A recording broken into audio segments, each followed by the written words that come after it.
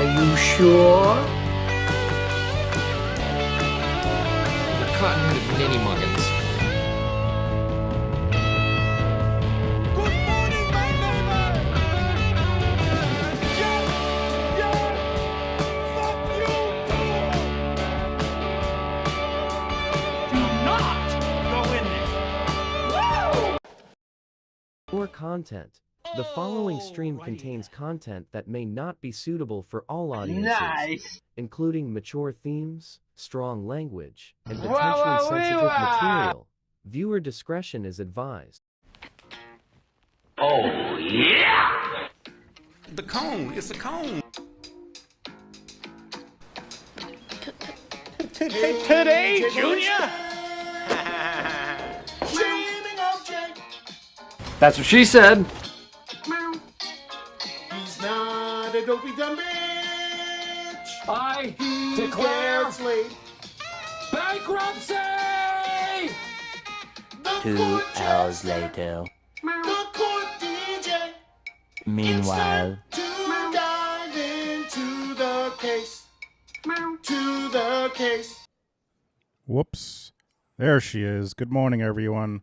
How is everyone doing? Thanks so much for being here. And for those that are new to the channel, this is my lovely wife, Shannon, whose channel is Mindful Crime Couture. How are you doing, babe? I'm good. I forgot to pop out the chat like a real rookie. So I have just popped it out so I can just see now everyone that's here. Hello. What have you been up to, babe? Oh, well, I work a lot. I work for Charlie Health, and it is a online IOP, which means it is an inpatient or an intensive outpatient program. And so when people are released from the hospital and they need a little bit more than just going to the therapist once a week, they can come and be in our care. And it is an intensive therapy program for them. And I love working there. In addition So. to working at a theater, in addition to walking Yes. dogs, in addition Yes, I didn't give up any of my to stuff. driving the kids around. So babe has been busy, but you are working on something. Am I correct? I am. I should have. I do have my video done. I just need to narrate all of it. I have, as some of you know, a interest in fashion, courtroom fashion, and so I like to identify what defendants and prosecutors and defense attorneys and people sitting in the gallery wear to court. And so I have been doing that since the beginning of the Karen Reed trial #1 with, and so Sorry. that's okay. I am done with a pretty long, exhaustive, it feels like, account of what she wore through the first trial, through the trial #2 pre-trial, and just some random tidbits as well, like some fundraisers and things that she has been a part of. So I will be releasing that before the next trial, mainly just because like I will do it for the second trial too, but I gotta get this out because it's going to be way too many things it's going to be like a magnum opus. Yeah, and this is where I'm going to have to pressure her because she won't post it unless she thinks it's perfect. So you guys can pressure her too because I'm sure it's a good video, but she won't post it unless she thinks it's perfect when they're all her videos are great. Her chicken basket, how dare you? Yes. I found the cutest spot for it. Admit that it's cute, babe, where I put it. That's fine.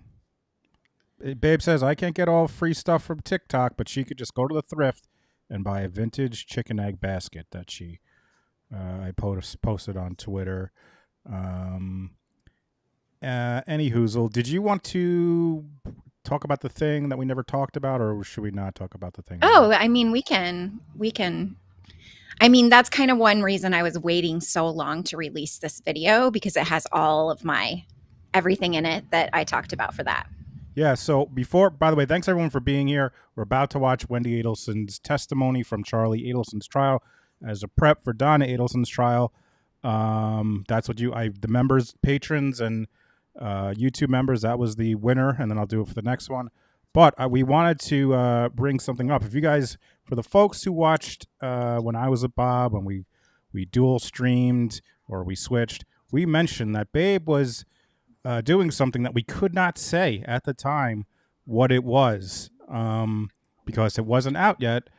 But now, since it is out, Babe, do you want to discuss what we teased? It was how long ago was that? At least a year ago. Oh, it was it was a year ago, probably. Someone reached out to you, and tell the folks. Yeah, the production assistant for Investigation Discovery reached out to me, as I know they did to other creators as well. And I did, I think, 3 interviews, and I sent a bunch of supplemental things to the documentary Body in the Snow.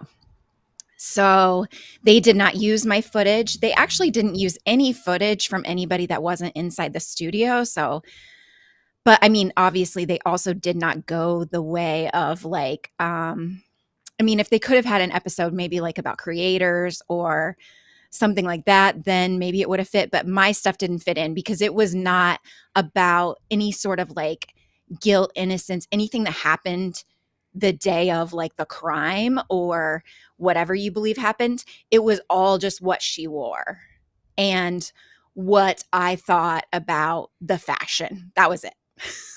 So yeah, we had been sitting on that for a while. We weren't allowed to say anything, but yeah, I signed an NDA. So like Babe said, I noticed too when I was watching the documentary, there was nothing that was not in studio. So I think they had a bunch of accounts, people that they interviewed that were like Zoom or Skype or whatever, and then that stuff didn't make the cut. But nonetheless, let's get to it. I have the video set up and by the way, Babe's 400 hours may be reviewed.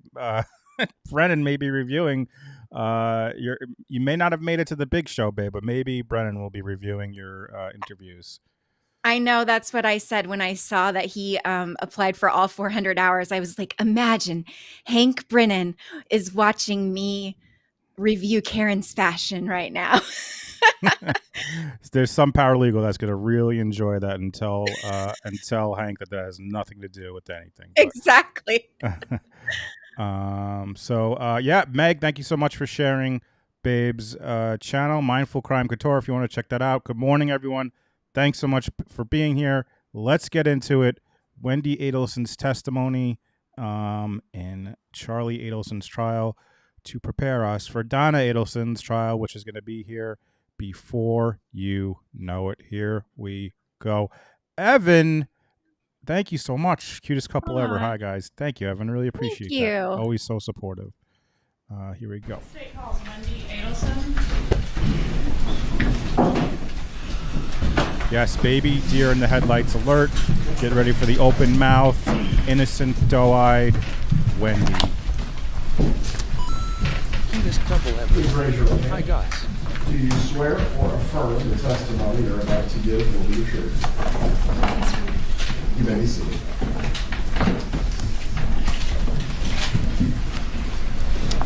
Ma'am, please say and spell your name.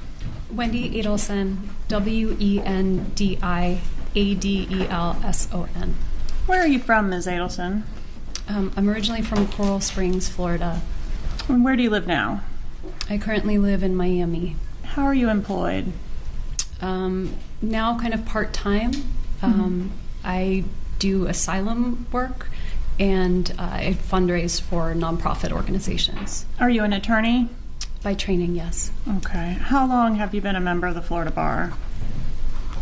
Since I graduated and took the bar in 2006. And are you here today pursuant to a subpoena? Yes, ma'am. All right. And that subpoena confers use and derivative use immunity to you, so nothing you say could be used against you in the future. That is correct. Okay. That doesn't mean you have full immunity from prosecution, but nothing you say here and nothing derived from it could be used in that prosecution. Is that your understanding? That is my understanding. Did you know Daniel Markel? Yes. How did you know him? We were married. When did you meet Mr. Markel? We met in the fall of my second year of law school, so fall of 2004. And where did you meet? We met in Washington, D.C. He was working there, and I was looking into a summer job in Washington. When did you get married? In February of 2006. And when did you live here in Tallahassee? We lived in Tallahassee my third year of law school, so from August of 2005 until I think around maybe May or June of 2006.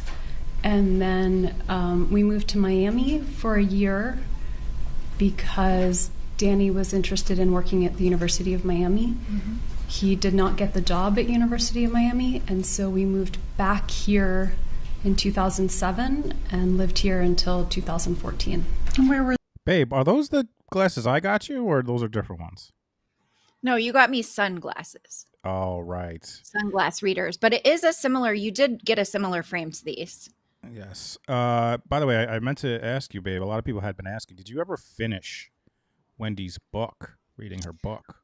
I finished it. I need to post the one last video about it because there is some stuff I want to go over from that too. Okay, good to know. I just really I really work a lot. No, it's okay, babe. It's okay. Were the two of you employed during the time you lived here in Debbie, thank you so much, Debbie. Tallahassee? I was employed at the FSU Center for Human Rights, and Danny was employed at FSU Law School. Were you both professors at FSU College of Law? Yes. Happy Saturday. And were you living on Trescott Drive at that time? When we were married, we lived, I think we rented a house before that, but at some point, maybe in 2008, we moved to Trescott Drive. And is that the home that he was still living in at the time that he was killed? That is correct. Okay, and you were no longer living there, is that correct? I was no longer living there. All right, at the time he was killed, you two had children together, yes? Yes. And how many children did you have? We have 2 children. And what are their ages now? They are 13 and 14. What about at the time of their dad's death? At the time of their dad's death, they were 4 and 3. When did you separate from Professor Markel? In the fall of 2012. Whose decision was it to separate? It was my decision. And was part of the reason... Thank you so much, True Crime Wifey. Thank you. Thank you. Always there's a pause before it reads it. Jesse, welcome to the Bows. Thank you, Jesse.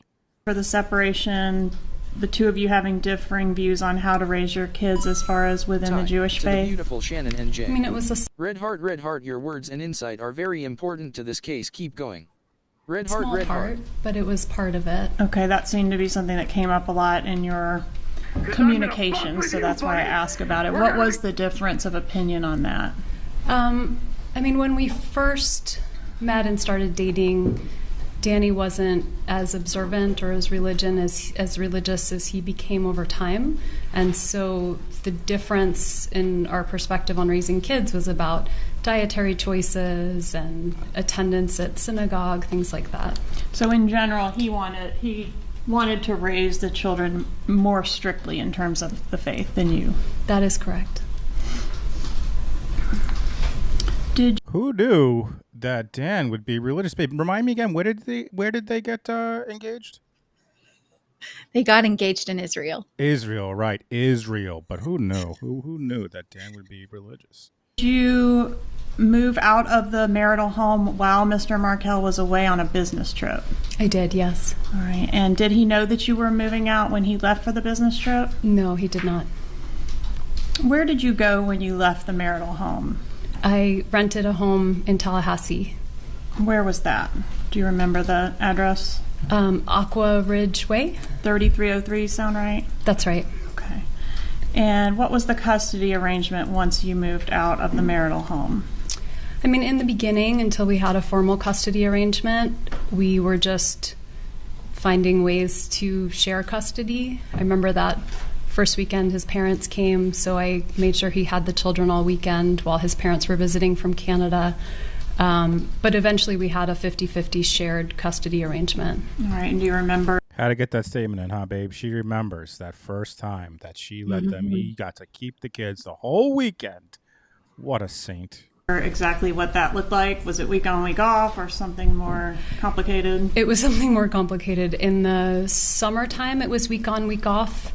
During the weeks, it was I think what they called like a 2-2 split, with Wednesday night being an overnight and then the weekends being every other weekend.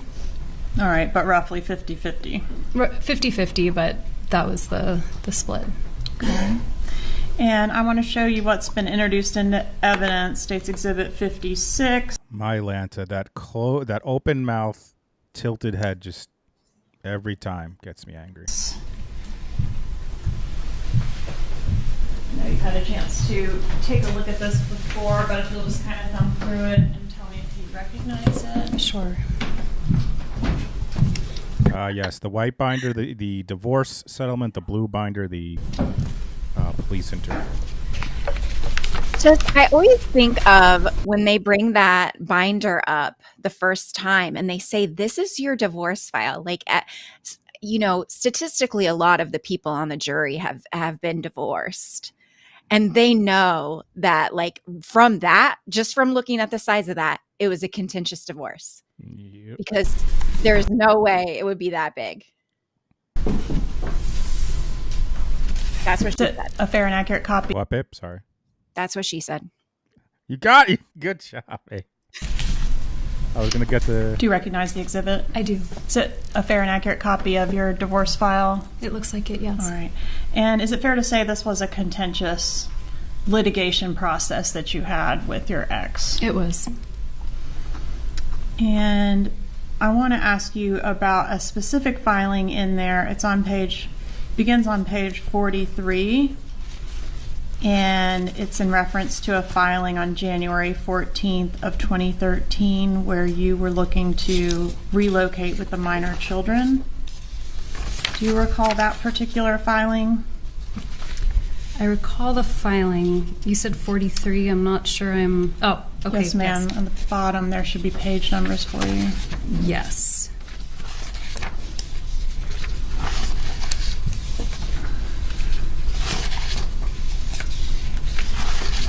Yes, I recognize it.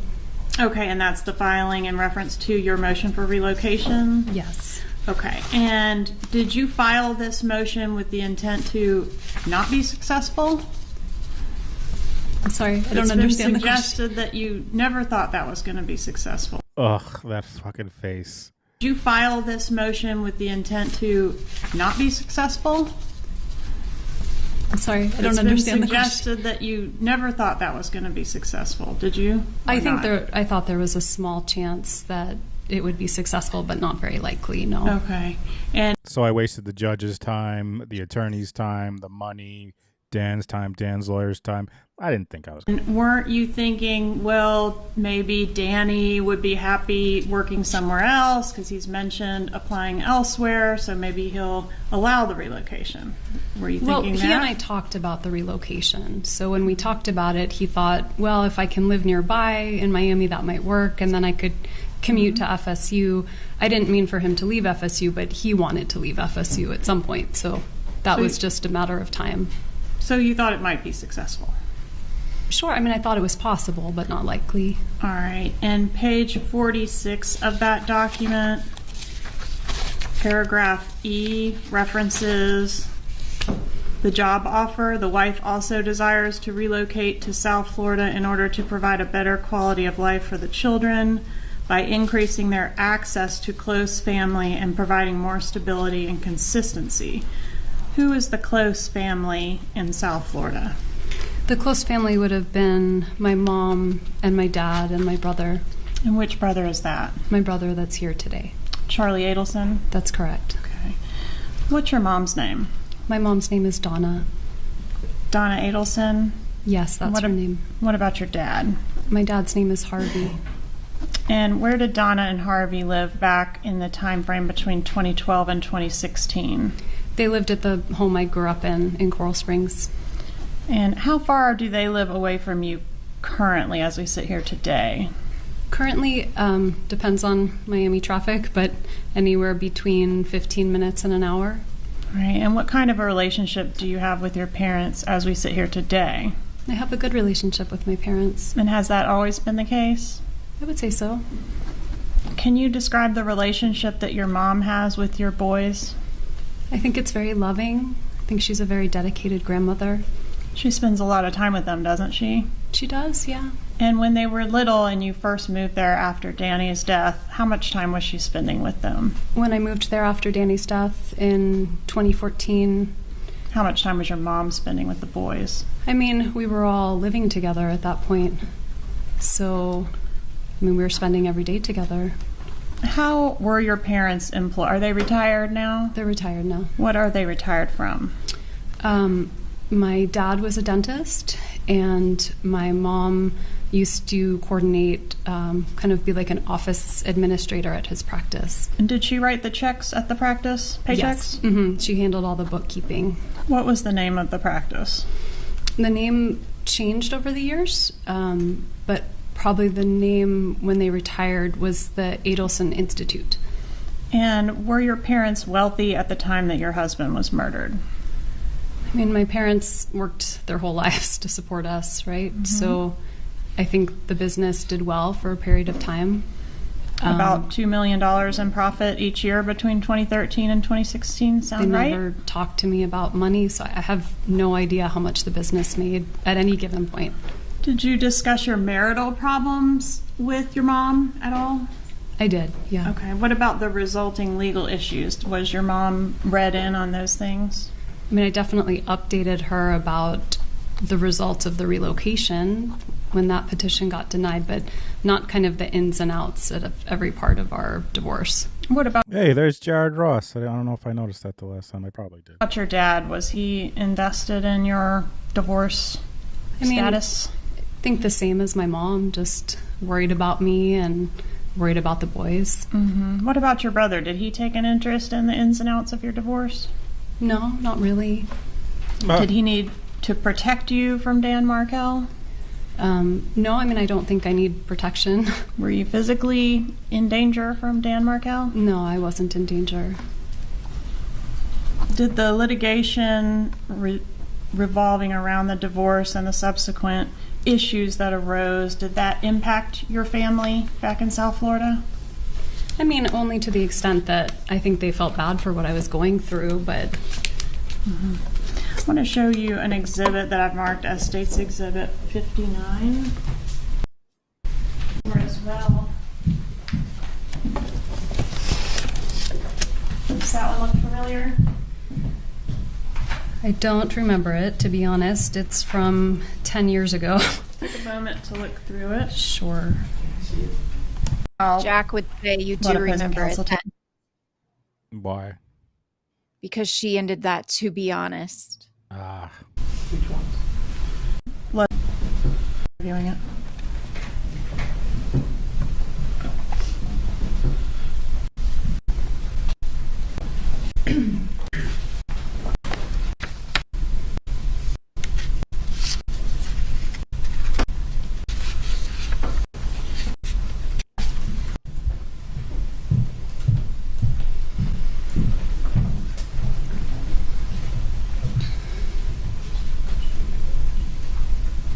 Hey, Kim.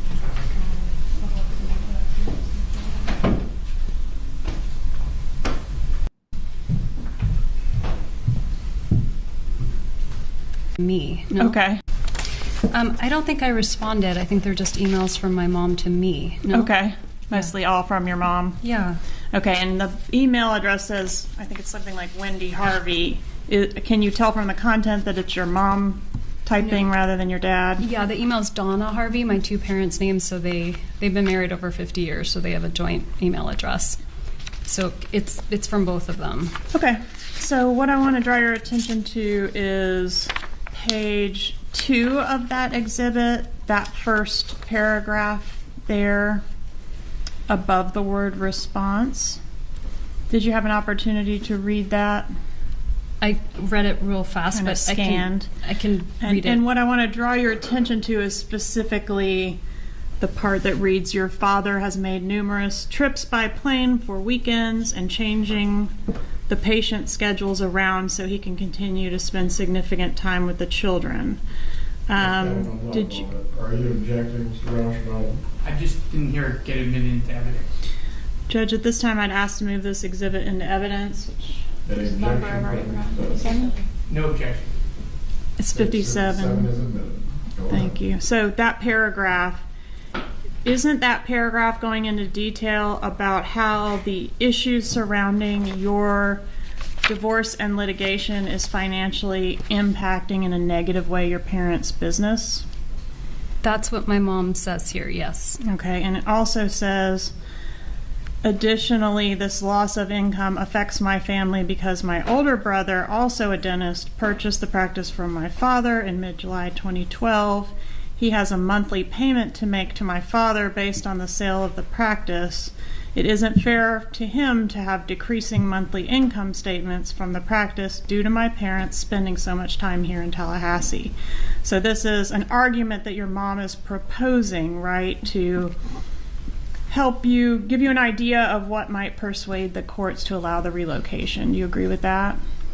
Yes, that's what she was doing, yes. Okay, and she's indicating that both your parents as well as your brother have suffered financially as a result of you not being able to relocate.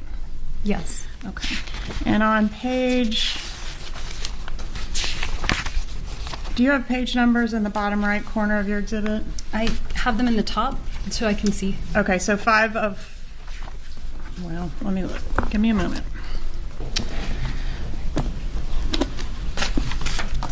Be the second.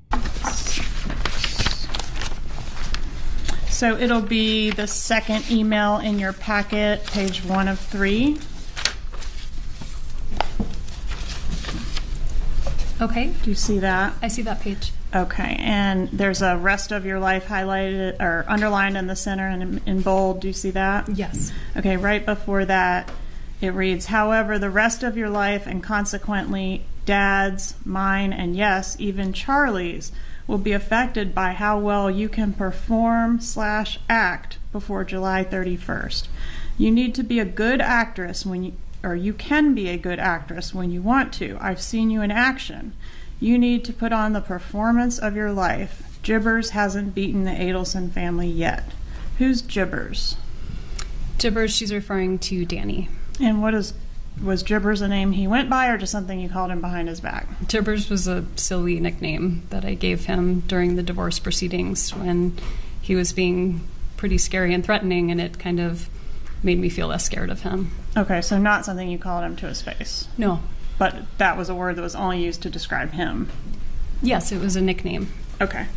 So in this, again, your She knew from the first trial she couldn't lie about that again, or second. mom is referencing how everyone's life is being affected by this relocation, including your brother, Charlie. Do you agree with that?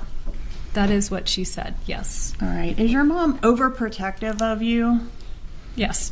All right. And is it fair to say she's, a little on the controlling side? I don't think she's controlling, but she's definitely overprotective. Did she ever try to micromanage your life?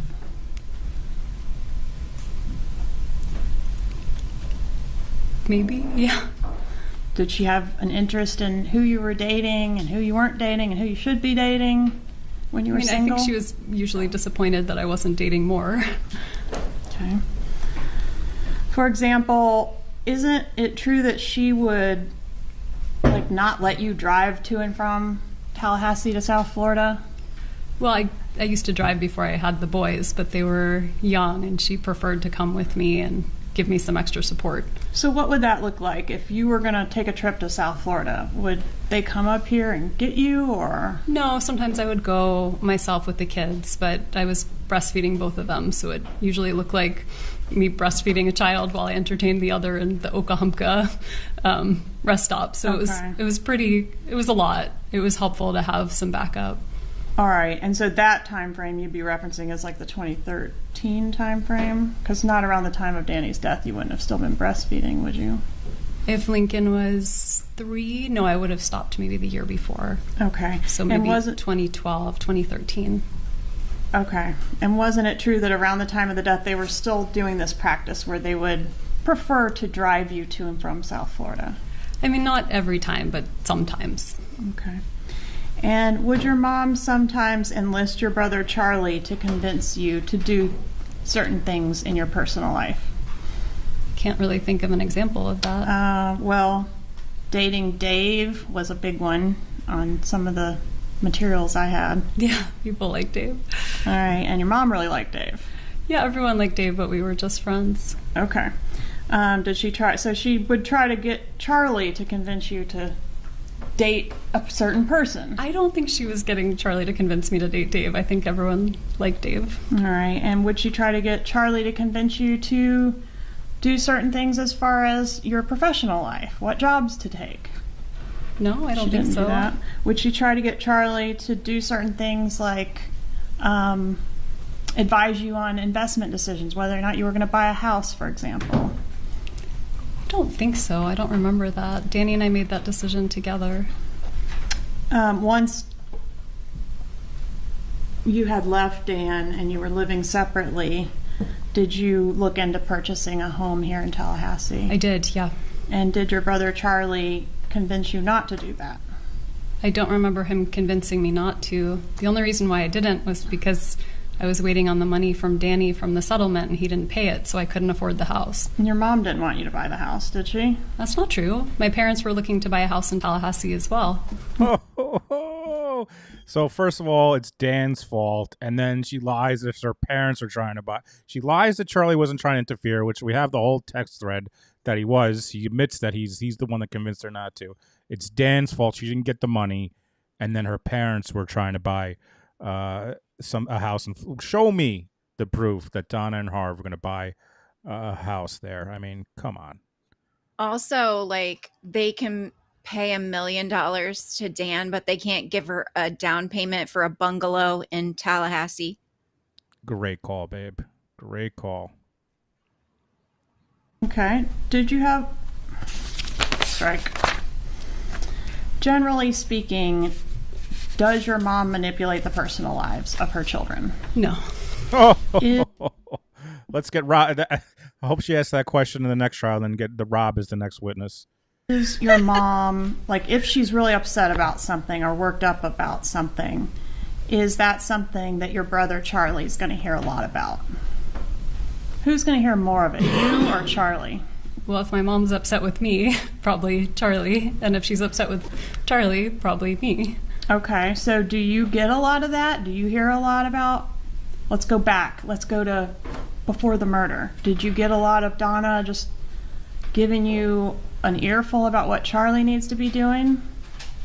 Probably, at some point. What was Charlie doing with his personal life? What did his personal life look like? At what point? Before the murder. I mean, at what period of time before? All of them. Wasn't it just a revolving door of girlfriends? Right, but my mom didn't complain to me about that. She didn't mind that with him. I don't understand the question. She didn't mind if he went from girl to girl to girl. That was acceptable. She didn't really weigh in on it, no. Who talked to her more, you or Charlie? Charlie. A lot more, right? Yeah. At the time of Dan Markell's murder, were your parents extremely angry with Dan? At that point, no. They were in a much better place. I want to direct your attention to an interview that was conducted on, I think this was your law enforcement interview. So July 18th, 2014. And I'm specifically for court and counsel looking at page 27, lines 11 and 12.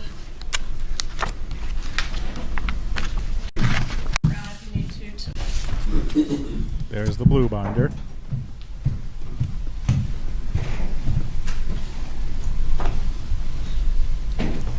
Do you want me to flip through or just look at this one page? If you'll just look at that one page, well, I mean, not that binder.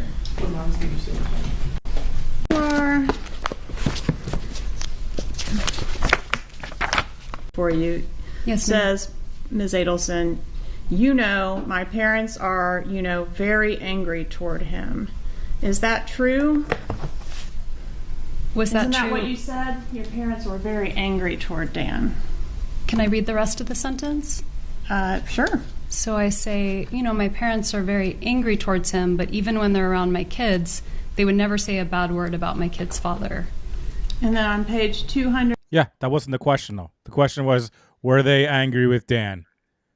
Glad you finished that sentence. That doesn't change what you lied about just 5 seconds ago. 188, line 24 through page 289, line 1. And that's going to be, yeah.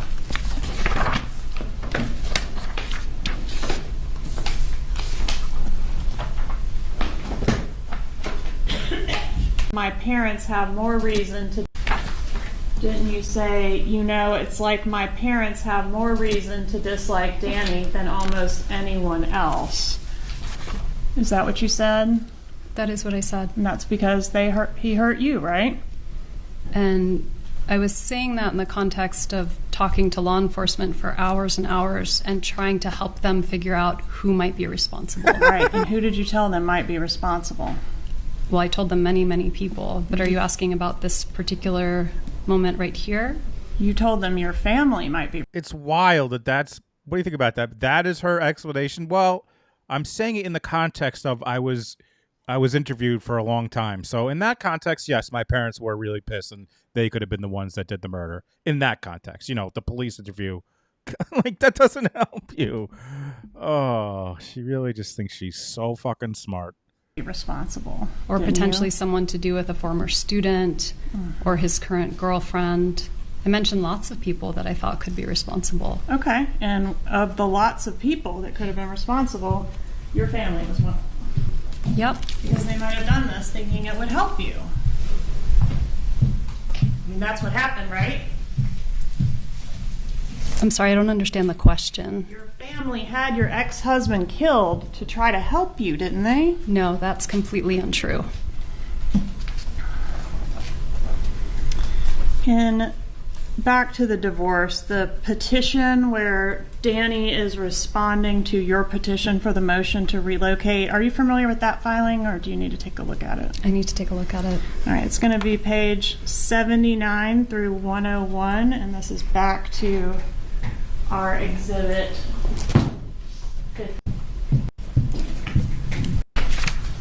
Page 79, I'm specifically interested in 82.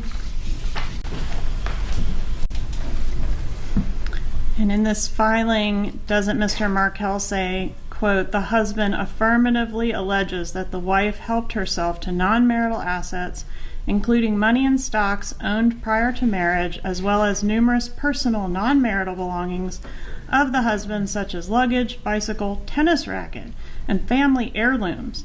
The wife has refused to return these items or to allow the husband into her home to see what other personal belongings were taken without his permission or acquiescence. So my point is, he's accusing you of theft in this paragraph. Those are the words that are here, yes. Yeah, and he's very adamantly objecting to your relocation, right?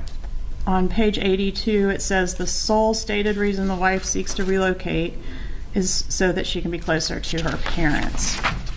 Was being near your parents the sole reason that you wanted to relocate? No. It wasn't the sole reason stated in your petition? It wasn't the sole reason stated in my petition, and it wasn't the sole reason that he and I talked about before I filed the motion to relocate. Why was he so adamant and so confident that this was the real reason you wanted to be down there? I think there's a lot of things in these pleadings that are not true, so just because it says something doesn't make it true. Sure, but did he know that your mom was just grinding on this issue of trying to get you down there? He would have had no idea. He wouldn't have been, that wouldn't have been known to him? I don't think so. You like that, babe? If you watched all three trials, you could tell this is the one. I mean, Georgia was always frustrated. Look at that face, by the way. That just paused on her. But Georgia was always frustrated with Wendi, but she really can't hide her frustration with Wendi in this latest trial. Who knows how it's going to be for Donna's, but what? Listen to this. I don't think so. But he was accusing you in these pleadings of all kind of stuff, right? I mean, I'm not saying it's true, but hiding financial assets, failing to disclose things, kidnapping his kids in the middle of, his business trip, all those sorts of things, right? Yes, he said lots of things. I mean, another dynamic that I don't know if I talk about enough is like, Dan was a lawyer who was murdered. She's a lawyer. Georgia has got to be like, he went to FSU. Like, just like, Georgia just hates her just because she's a lying liar and that she thinks but it's just the whole dynamic of them being lawyers, her lying on the stand about knowing what contempt is. Like, what do you think, babe? What do you think about that? Well, I was just thinking, like, had this been any other member of the family, like, I was thinking, like, how wild that Wendi did interview with the police for so long. I mean, it was a long interview, being a lawyer, because she knew that no matter what she said, they were going to, frame it as that she's guilty. So she knew she couldn't say that she, wouldn't talk to them immediately. But also, I think if it would have been any other member of the family, she's the only one they could trust to be on the record, basically. I don't know what I'm trying to say, except that she's been really smart, that she hasn't said jack shit for very many years. Yep. I mean, after the podcast, I think she shut up. Yep. Maybe she got new representation at that time or something after the podcast, but she hasn't said a word since then. A lot of things too. There's filings going both ways that are pretty venomous. Would you agree with that? I would not agree with that. Yours were pleasant. I'm not saying divorce filings are pleasant, but mine were not venomous. Okay. Did your mother, Donna Adelson, review the filing in which Dan Markella is accusing you of this theft and all this stuff? I don't remember if she did. What about the one where Dan Markell is asking that your mother not be permitted to have unsupervised visitation with the kids? My mom never saw that because after he filed that, he then asked my parents to babysit the kids. And my mom baked him banana bread. There it gave him is. A hug goodbye. So that just has to get oh, what a saint Donna is. What a saint. Baked him banana bread after she said that his kids should join the Nazis. What a great grandmother. What a great mother-in-law, Donna Adelson. There's nothing truthful about that pleading that he filed, and my mom never saw it. Why do you think he filed that? He was really angry at me for leaving him. Okay, so he didn't really want to limit your mom's visitation with the kids. No, and he that's asked for evidenced. her to babysit after he filed that. Evidenced by the banana bread. and so she didn't even know about that filing. She never knew about it. Okay. And when she laid all those options out in that email to you about other options that you could take to secure the relocation, as far as bribing, remember that? Converting the Christian children to Christianity, remember that suggestion? I sure do. Okay. What did she put in there that she viewed as your most non-negotiable and most important part of your divorce? I don't know. Do you have something I can see? States Exhibit 57.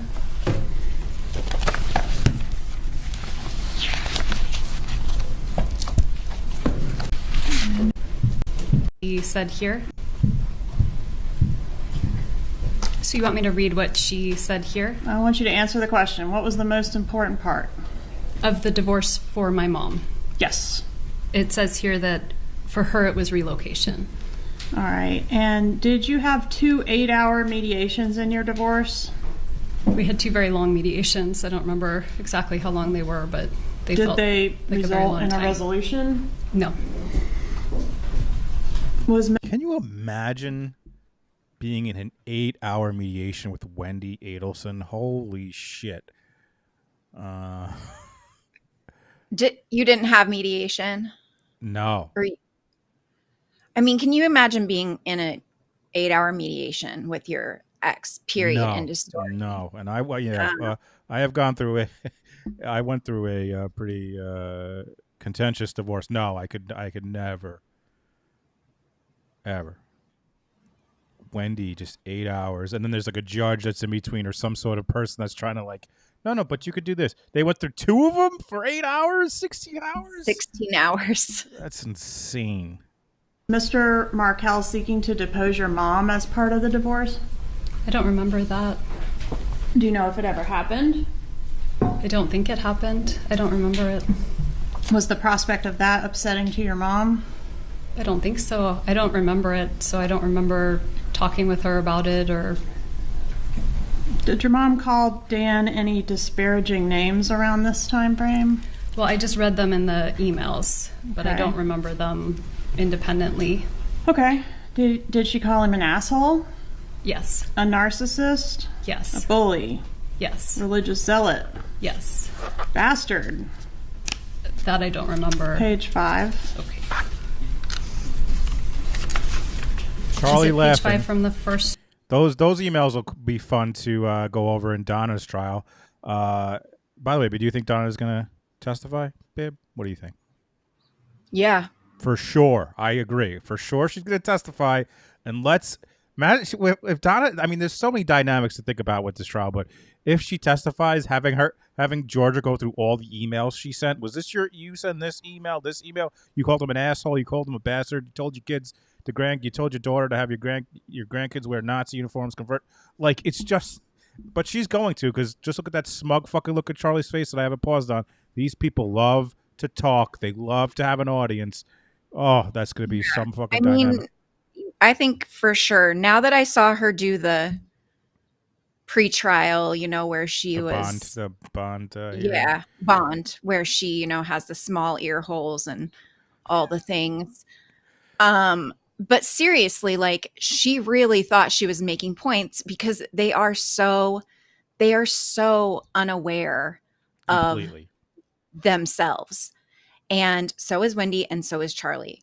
So yes, I think she will. Absolutely. And another thing that makes me think of is what Josh Ritter did a show on, and he said, to me, it reeks of, she just kept bitching to attorneys, and they were finally like, fine.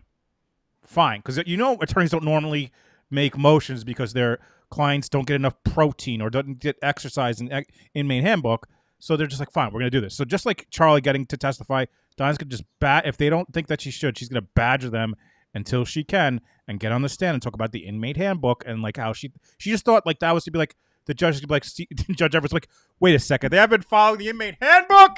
Uncuff this woman, out on bail. Harvey, we know you're here. You've learned how to get a taxi since then. Since you've been here, you guys could go home. Like, they really think that. Look at his stupid face. Like, you fucking idiot. And I told you this that day. I told you this, but the most upsetting thing to me about that bond hearing was basically like they were saying her lawyer was arguing that they would, move to Tallahassee that day. That day, he would have a house in Tallahassee.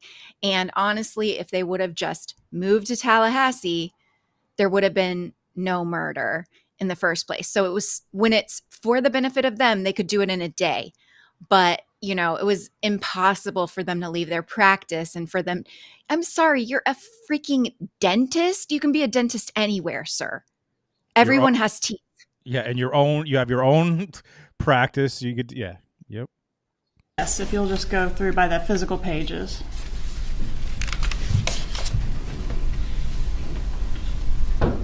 I see, yes. I'm sorry, what was your answer? Yes. Fucker? Yes. Just the man, this fucking guy is on trial for his life, and he just thinks this is hilarious. To the point where it gets brought up to him. I just, my mom, the curses make me laugh. But in all the filings made on your behalf by the different lawyers that you had, and all of the emails that your mom sent, he was never described as abusive. I mean, he was described as emotionally abusive, yes. Can you show me where he was described as emotionally abusive in any of those items? Well, not by my mom, but in the pleadings. Okay, show me that. It's going to take me a while to find it. Okay, well, it's You want me not to- in there, but you can get back to me Well, with it. it is in there. Objection, Your Honor. That's another just Georgia sick of her shit. She is so over her, man. Well, no, it's not in there. It's not This there, is like a Abusive in any of those items? Well, not by my mom, but in the pleadings. Okay, show me that. It's going to take me a while to find it. Okay, well, it's You want me not to- in there, but you can get back to me Well, with it. it is in there. Objection, Your Honor. The comment. She's not testifying. Hold on. Thank you so much, True Crime Wifey, who not only became a Super Bowl, but just gave out 5 memberships. Welcome to all the new members, Capri Suns, in the chat. And if you don't know, Capri Suns, we share them when we get new members because we learned about how Alex Murdoch used to love an orange Capri Sun, and that's when we knew he was guilty. Please approve.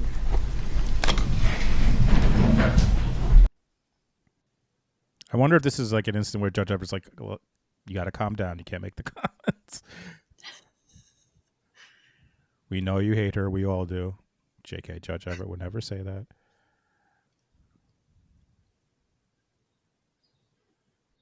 Last comment by Ms. Kappelman. You may continue. So would you have to review the whole file in order to find that, or could you give us a starting point of which filing it might be located in? It might be under the petition to relocate. It might be under the initial divorce proceedings. Okay. It wouldn't be in emails from my mom, but it would take a while to find it. It might be in the depositions. Okay, did you view yourself as being stuck here in Tallahassee once the relocation was denied? I didn't. I mean, I had a really nice life here. I did not view myself as being stuck. Would you please turn to page 176 in that exhibit in front of you?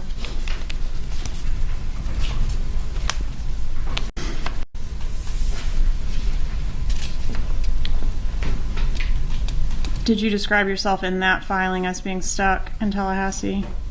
I don't see it. You said it was highlighted, but there's nothing highlighted. Okay. 176. My page. I didn't highlight it for you. Okay. Just a moment. Did you describe, at least in one occasion, being stuck in Tallahassee? No, can I read the sentence? Sure. So it says,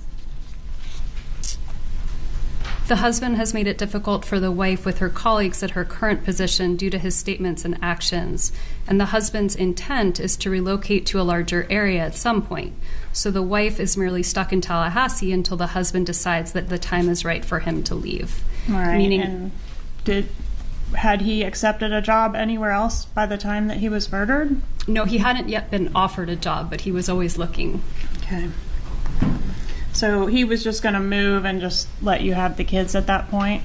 He probably would have done what I did, which is have a conversation and see if it was a place that made sense for both of us to live. And would you have moved to wherever he got a great job and started a new life there? Potentially, yeah. Okay. Potentially my ass. Did you like Tallahassee? I did. And you said, I think you did say this, but let me clarify. Was your mom aware of the order denying relocation? My mom was aware of the order denying relocation. And what about your brother, Charlie? Was he aware of that as well? I'm sure my mom would have said something to him. All right, so did your mom suggest any ways that you might coerce Dan Markell to let you move with the kids to South Florida? Yes, I think we talked about that before. We did, and for this I'm referring back to those emails.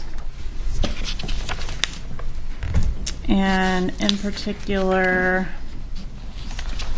the bribe. So another bribe to get him to allow relocation. I'm on page 5 of the first email for the defense. Another bribe to get him to allow relocation should be the offer of plane tickets so that he can fly back and forth, right? So you're going to potentially offer this big monetary benefit that would allow him to fly back and forth to work. Is that the idea? I never said that I was going to do any of that. Okay, was that the idea that your mom had? That was the idea. All right, and the amount of the bribe is going to be, or was at least discussed as being $1 million. Is that right? That is what they said. Okay, and did you agree with that? No. Would that have worked? I have no idea if it would have worked, but... You think he might have taken $1 million to let his kids go? Well, he wasn't letting his kids go. He would have moved to South Florida, and he would have commuted back and forth to his job. So, maybe. Well, then why wasn't it offered? Because I didn't want to do it. All right, what about the idea that you could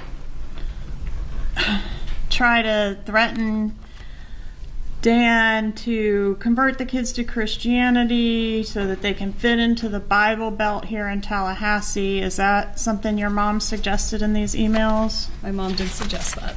Okay, and specifically, this is on page 7 of the exhibit.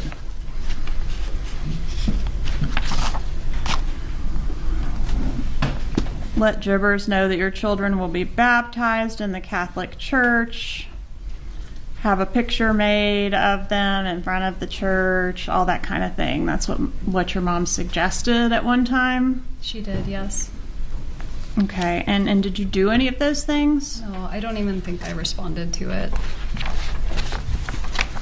Do you know whether the defendant, your brother Charlie, was supportive of the plan to convert them or pose as converting them to Christianity? I have no idea. I don't think he was particularly involved in this round of my mom's emails. On page 11 of the exhibit, there's an indication from your mom that Charlie at least has discussed this with her and maybe is somewhat supportive. Charlie brought up a good point when he said that Americans were dropped behind enemy lines during World War II wearing Nazi uniforms to get what they wanted.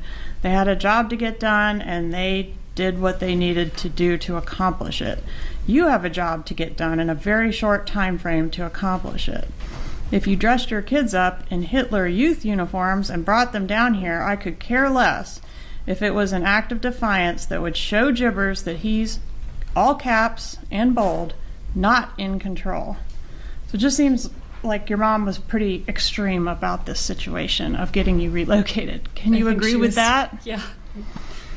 All right, and Charlie was at least consulted on it or had offered some information about it. Well, that was my mom's rendition, so I don't know if that's what actually happened or that was her perception. Sure. Were you involved in the effort to consult a lawyer about the bribe and whether that was going to be legal? I wasn't the lawyer consulted in that. No. Were you involved in consulting a lawyer with your mom? Okay. Do you know for sure if any financial offer was or was not made to Dan Markell? I couldn't say for sure if they made it to Danny without me knowing, but I don't think so. Is that something they would do, is try to negotiate with him behind your back or deal with this situation behind your back? I don't think so. I think I would have known. Danny probably would have told me. But you definitely didn't extend any of these offers or threats? No.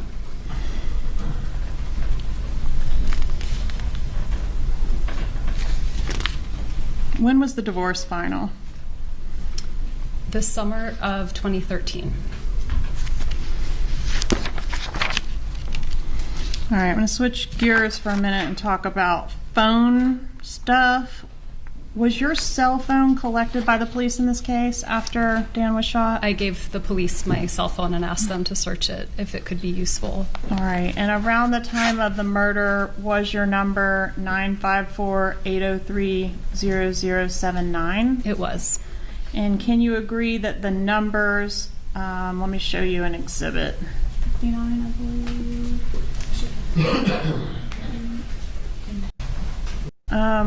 Well, I want to explain what it is. Okay. Yeah, so I talked a lot about converting to Christianity, but I didn't mention what religion you are. We talked about Dan being more religious than you are, but we didn't talk about what religion you are. So could you explain that to the jury, please? Sure, I'm Jewish.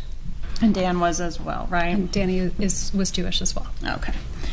So I had this exhibit 59. This is not 59. Yes, that's what we did. may not be able to do this, but states 59, I've got phone numbers attributed to your family members. Obviously, you don't know the other people. Are those phone numbers accurate, if you know, for the time Yes. frame around the murder? Yes. Okay. All right, and then you are also familiar with the wiretap that was conducted in this case? Yes. And did I provide you a disc labeled Disc 107 and ask you to review some calls and see if you could authenticate the voices on those calls? Yes. All right, and for that, I made you a little spreadsheet, which I've marked as 61. Welcome, and were you Kay. able Thank to you. initial by each call indicating that the highlighted names are the voices of the people they purport to be? Yes. Judge, at this time, I'd ask to move to evidence State 61. Any objection? No objection, Your Honor. State 61 is admitted.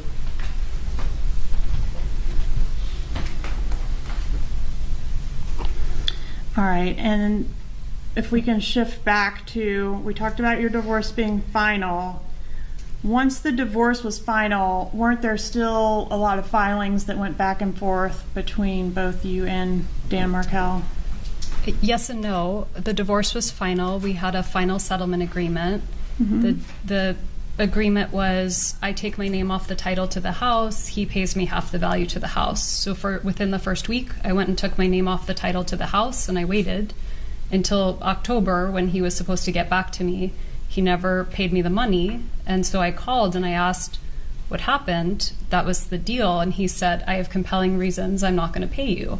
And so I made one filing. I've talked about this before, but here, when she gets uncomfortable or she's lying or something, a lot of hand movements. I mean, I am no bi-language expert, will never claim to be one, but when she gets lying or she's like, she really gets into those hand movements. The agreement was I take my name off the title to the house. He pays me half the value to the house. So for within the first week, I went and took my name off the title to the house, and I waited until October when he was supposed to get back to me. He never paid me the money, and so I called and I asked what happened. That was the deal, and he said, I have compelling reasons, I'm not going to pay you. And so I made one filing, a motion to enforce the settlement agreement, because he didn't do it. Right, so you believe that he owed you money pursuant to the settlement agreement? Yes. He was in violation of the settlement agreement? Yes. And he was of the belief that you had withheld some financial things from your affidavit, and maybe he didn't owe you the money that you had previously agreed on because you had not been honest in the initial disclosures, right? He accused my attorney of having unclean hands and committing a crime. Yeah, and assisting you in withholding this money from the disclosures. Okay. All right, so I want to ask you about the motion to enforce marital settlement agreement and hold Dan Markel in contempt of court. That was filed, you may need to refresh your memory, October 31st, 2013. Give you the exhibit 56 and have you take a look at, this is going to be on 338.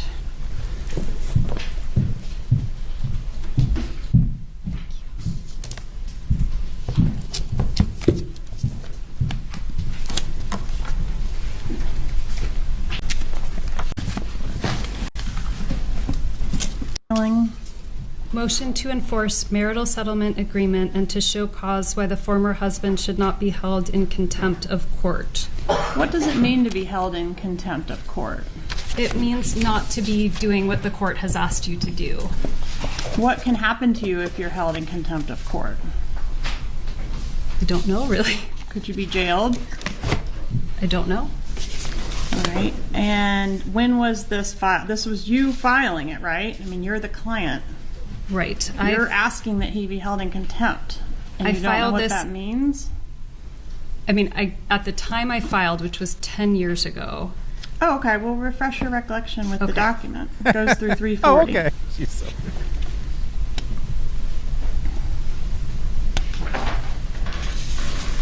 This blinking idiot. Oh, hey, Dr. RT. Good to see you. Okay, I have it. Okay. So, what was it you were asking for in this motion? It was what I just mentioned. So basically, I took my name off the title to the house. He never paid. This was asking him to pay. Cough up the money or be held in contempt? Yep. Okay. And what day was this filed? This was filed on October 31st, 2013. All right, so Halloween of 13, and that's the same day that you backed out of the contract to purchase the house in Tallahassee, right? I don't remember that? what day that was. Okay. Do you remember that it was your brother, Charlie, that specifically convinced you to back out of that particular house deal? I don't, actually. I don't remember that.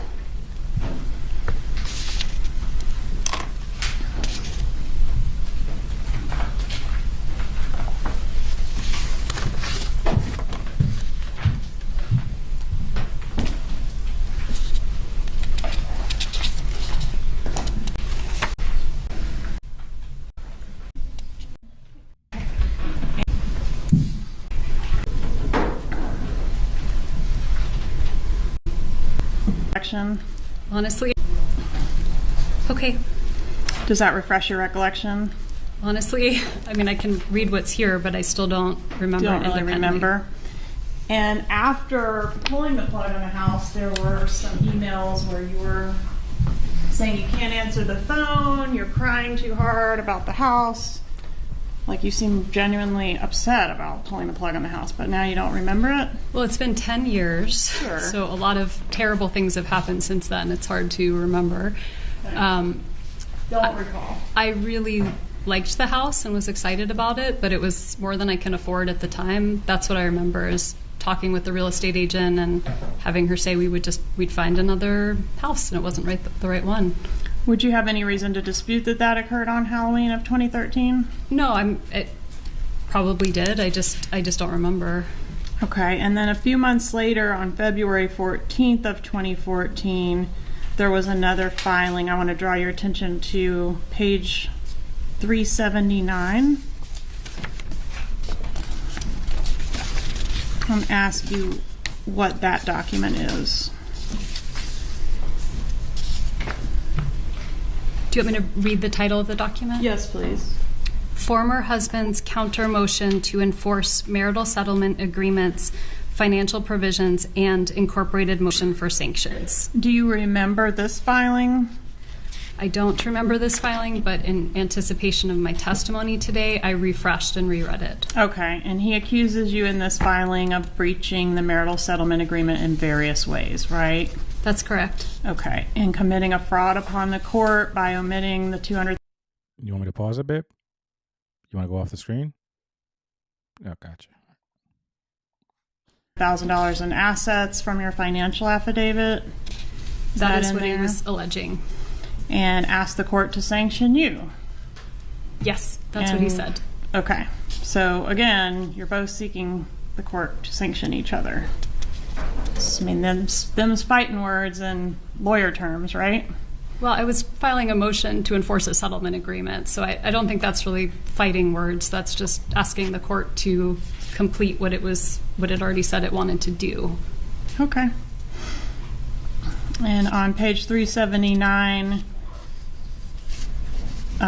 Dan suggests that the court send a strong message about your malfeasance by awarding him the entirety of the undisclosed assets of over $200,000, right? That is what he asked for.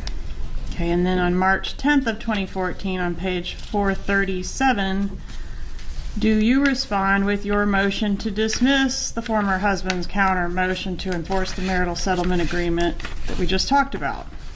I'm sorry, what is the page number? 437.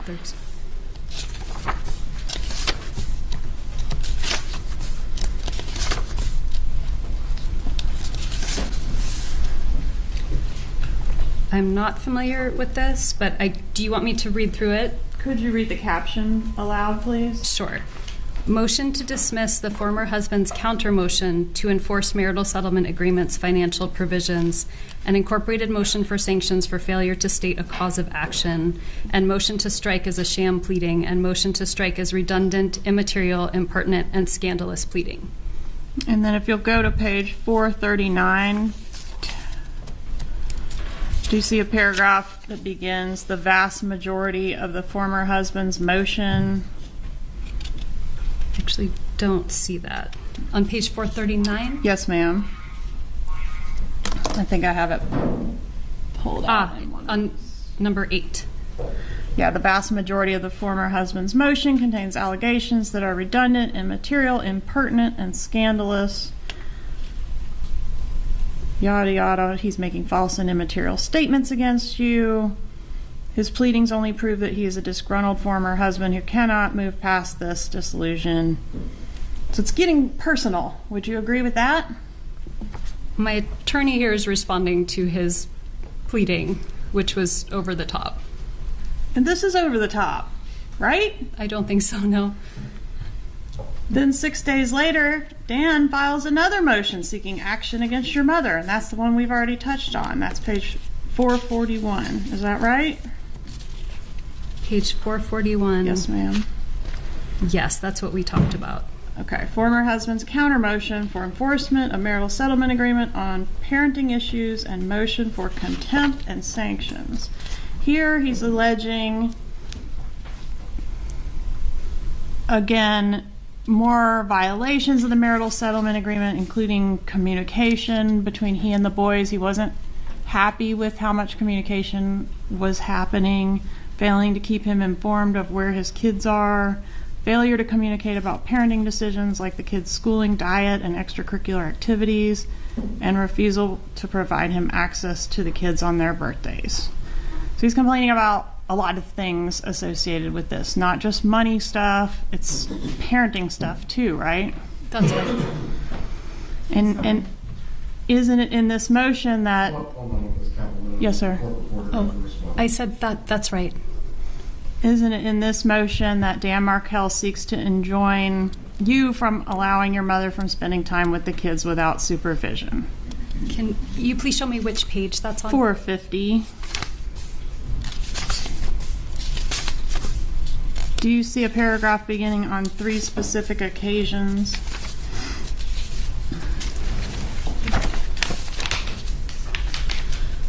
Yes, I do. Could you read that, please? What's up, Phil? Thank 8A. you. On 3 specific occasions in November 2013, the children informed Mr. Markell, Abba, Dad, Grandma says you're stupid. When queried as to why Grandma, the maternal grandmother, would say such things, the children replied jointly that it is because she says you are trying to take her sunshines away from her. And continue, please. In December 2013... You don't have to say the name. Yeah. Your child. My child, the younger son, further stated to Mr. Markell in front of the former wife, Abba, Grandma says she hates you. The children were visiting with their grandparents at that time. Mr. Markell is concerned that continued exposure to such negativity forms a foundation for parental alienation. Is that what he was alleging about your mom? That is what he is alleging in this document, yes. And this was filed in court? He filed this in court. On what date? It will be at the front of the document, right? Yes, ma'am. Page 441. Red and Right, first super on a live stream. Thank you so much, Red and Right. This was filed on March 26th, 2014. And this was the filing that never got ruled on, right? I don't believe there was any ruling on this. And that's because Dan Markell was killed before the hearing, right? I don't know when it was scheduled for. It wasn't even scheduled yet. Okay. It was waiting to be scheduled when he was killed. Is it fair to say your mom was worried about this motion? No, my mom never knew about this motion. And as I mentioned before, Danny asked my mom to babysit after filing this motion, so I don't really believe anything that's written here. Well, you forwarded this motion to your mother. I don't believe I did. Via email. In fact, you forwarded this motion to 12 different people. Your mom, Jeffrey Lacoste, Renee Griggs, Tova Walsh, Morgan Honeycutt, Gary Cohen, Miguel Edmondson, Trey Hubler, Robert Adelson, Rachel Frank, Jared Reich, and some MEHULNYC at yahoo.com. So if you weren't worried about this, why'd you send it to all these people? I couldn't really say. It's been a long time. See, that's pretty interesting because that's just showing you that never came up before. And that's just showing you that Georgia and the state have more stuff on Wendi. She decided in this trial to bring it out, but Wendi had no idea that they had an email, that her email, she forwarded this motion that completely just, she's like, oh, wait, she got busted lying. So, I mean, obviously we've discussed this before, but they clearly have more on Wendi that hopefully they're saving for her trial. And then a couple days later, we know what happened. So this was in March. So a couple days, I sent it to people in July when Danny was killed. You sent it a couple days later. I sent that email to 12 different people. In March. Yes. Maybe first.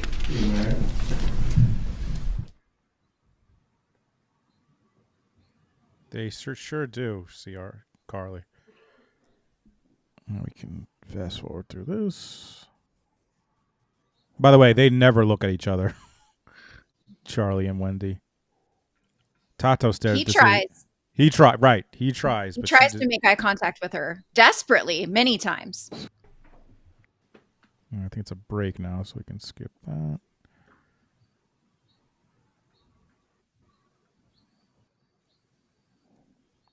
And thanks everyone for being here and all the super chats and all the memberships. You guys are awesome.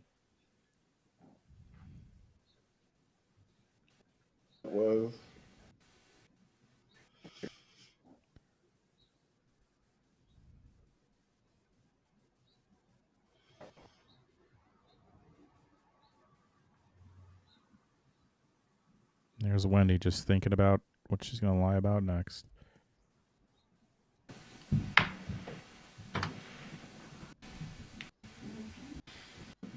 Kappelman, you can resume your examination. Thank you, Your Honor. I want to talk a little bit about your brother, Charlie. Is he an older brother or a younger brother to you? I'm the youngest of 3, so I have 2 older brothers. They're both older than me. All right, and he's the middle child, Charlie? That's right. All right, and are you closer to Charlie or to the other brother? I'm closer to Charlie. How much time were you spending with Charlie back in 2013 and 2014? Not a lot of time. I was in Tallahassee. He was in South Florida. Did he work a lot? He worked a lot, yeah. And did he work at one location or travel around? He would travel around. He worked at multiple locations. Was he pretty successful in his job? Yeah, he came up with a great business model for what he did, and he worked really hard and was very successful. Was your brother known to carry a lot of cash? I mean, he had cash on him sometimes. I never saw large sums of cash. Did you ever see stapled cash? I never saw stapled cash. Were you familiar with his practice of stapling cash together in stacks? No, I never knew about that. Was your brother Charlie protective of you? I mean, when I was a little kid. Yeah. What about as an adult? As an adult? I mean, not particularly. Is it fair to say that during the year or so leading up to the murder of Dan Markel that your brother did not like your ex? I mean, I don't think he probably didn't like him, but I also think he didn't spend a lot of time thinking about him. Did he ever like him? Yeah, I mean, I think they got along fine. Did your brother ever mention hiring a hitman to kill Dan Markel? No. I'm going to turn your attention to... Mehul at NYC was one of the dudes Wendi was F_ing, and Wendi went to Europe on trip with him. Oh, was that one of the people that was on the emails? And thank you again, True Crime Wifey. Your law enforcement interview, and I'm referring to page 25, lines 13 through 15.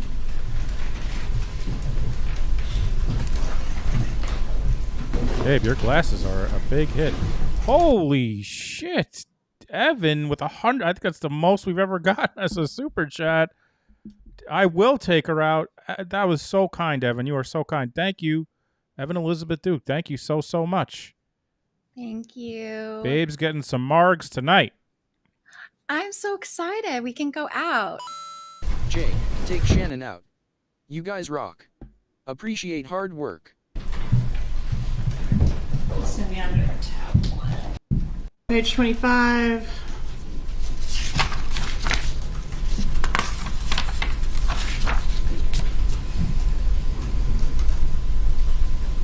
You find it? Yes. Quote, "It was always his joke. He said, I looked into hiring a hitman and it was cheaper to get you this TV." Is that what he said? That was a joke that he made, yes. And hiring the hitman, that was to kill Dan Markel, right? That was the joke. That was the joke that he made in poor taste, yes. Not to kill someone else. No. Well, he never used his name. Okay. Well, he's hiring you the TV because it's cheaper as a divorce present than a hitman. Who else would he be hitting with the hitman? I never really thought about it because it was not a thing that he meant. He just made a bad joke. Well, you repeated the joke, didn't you? He repeated the joke. Didn't you also repeat the joke? To other people? Yes, like Jeff Lacasse. I never said that to Jeff Lacasse. You didn't tell Jeff Lacasse that your brother got you that TV as a divorce present because it was cheaper than hiring a hitman. I may have repeated that joke in the context of the TV, yes. All right, and who is Jeff Lacasse? Jeff Lacasse was a person I dated in 2013. And did you tell Jeffrey Lacasse shortly before the actual murder that your brother really had looked into hiring a hitman? I did not. Did he buy you a TV as a divorce present? Did my brother buy me a TV as a divorce present? Yes, sorry, I should have clarified that. And was the TV that your brother bought you as a divorce present the same TV that was being repaired on the morning of the murder? Yes. Did your mom text you that morning that the repair guy was coming to repair the TV? I don't remember that. Why would your mom have been involved in your TV repair appointment? Just again, I always, when I found out after doing that TV was like a dorm room, like no bigger than like this big. It wasn't like this big plasma TV. It's always, when Jeff talks about that, it's always crazy to me that they had it's such BS. They knew it wasn't repairable. They didn't have to have anyone come down there. They had to. And look at the newest thing to me that I've thought about with the TV is I've just been watching so much of Jack's coverage, Never a Truer Word, which he's one of our friends. And he talks about including extra words in things. And I think about that text message that Donna sent the day of the murder, which is, Wendi, I just, got off the phone with Best Buy or whatever and she uses all this extra language and even calls it the TV set in your living room. Like, I just thought, like, Wendi knows what TV is broken. Like, why wouldn't you just say, like, hey, the Nerd Squad's, coming or whatever. The Nerd Squad just called and they're on their way. Or whatever it is. Right. But it was just like a whole, like, I'm going to explain this whole thing in a text message that you would not do that. Good call, babe. Good call. Oh, because I didn't purchase the TV. The TV was a gift that my brother paid for, but my mom went and got it and he reimbursed her. So the contract would have been under her name and her number. So when the repair guy was coming, they may have called or texted the number on the account instead of my number. Okay. And after the murder, do you recall going to a dinner where you got sick at the table? It was about a month later, and yes, I remember. Where did that dinner occur? Was that here in Tallahassee or somewhere else? No, it was in Miami. All right. And was it like out at a restaurant? It was at a restaurant. All right. And when we say you got sick at the table, did you actually vomit at the table? I threw up at the table. All right. And did you ever hear your brother refer to that particular dinner as a celebratory dinner? No.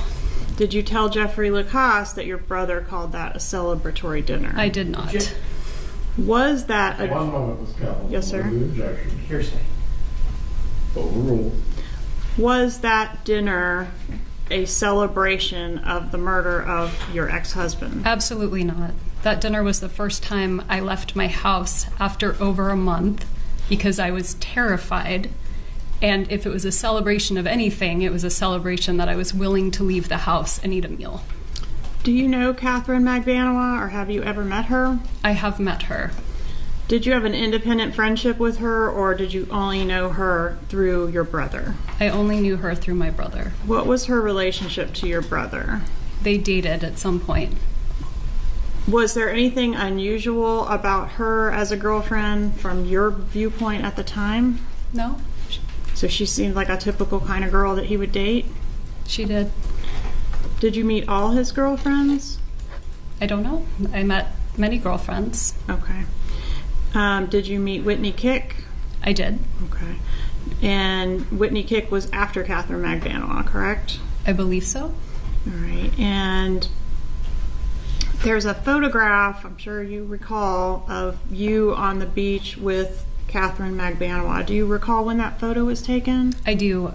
It was Father's Day 2014, so 9 years ago. June 15th of 2014? That sounds right. So about a month before the murder? That sounds right. Where was this photo taken? It was in Miami. I went down to visit my dad for Father's Day. Approaching and showing you what I've marked as States 35. Is this that photograph, and I've attached the data associated with it? Yes. Okay. Is fair and accurate copy of that photograph? Yes. Judge, I'd ask to move into evidence States 35. Any objection? No objection. States 35 is admitted. Permission to publish? Oh, is this one? Yeah, there's Yindra, our friend Yindra. And by the way, this is Father's Day weekend, which is also when Wendi texted Dan just to confirm where he was going to be during the time he was murdered. Just happens to be the same time that she's hanging with Katie and Charlie. Yeah. But Wendi didn't know anything, right?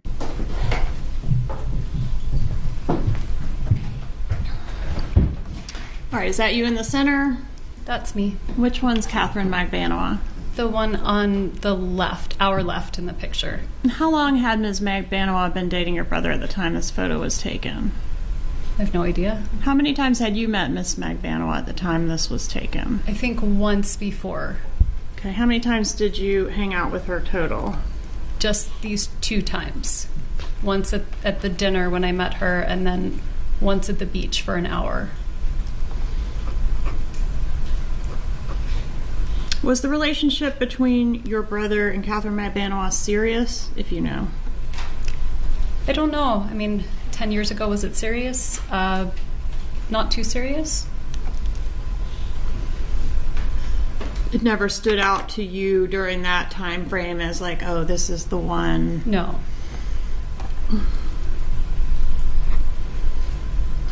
All right, so you mentioned you thought Whitney Kick was after Catherine Magbanua. What about June Mchinda? Do you know which one that is? When you say, do I know which one that is? June. She's not in the picture. No, ma'am. You're one of your brother's girlfriends, June Mchinda. Do you know her? I met someone named June. Okay, and would you agree that was also after Catherine Magbanua? Yes, that would have been after. When did you learn that Catherine Magbanua was blackmailing your brother for the murder of your ex-husband? Today. So he never told you? I got to rewind that. Today. That's another. Magbanua was blackmailing your brother for the murder of your ex-husband? Today. So he never told you? No. You testified in Catherine Magbanua's murder trial last year, didn't you? I did, yes. And she was convicted? She was convicted, yes. Of murder? Yes, of murder. Of murdering Dan Markell? Of murdering my children's father, yes.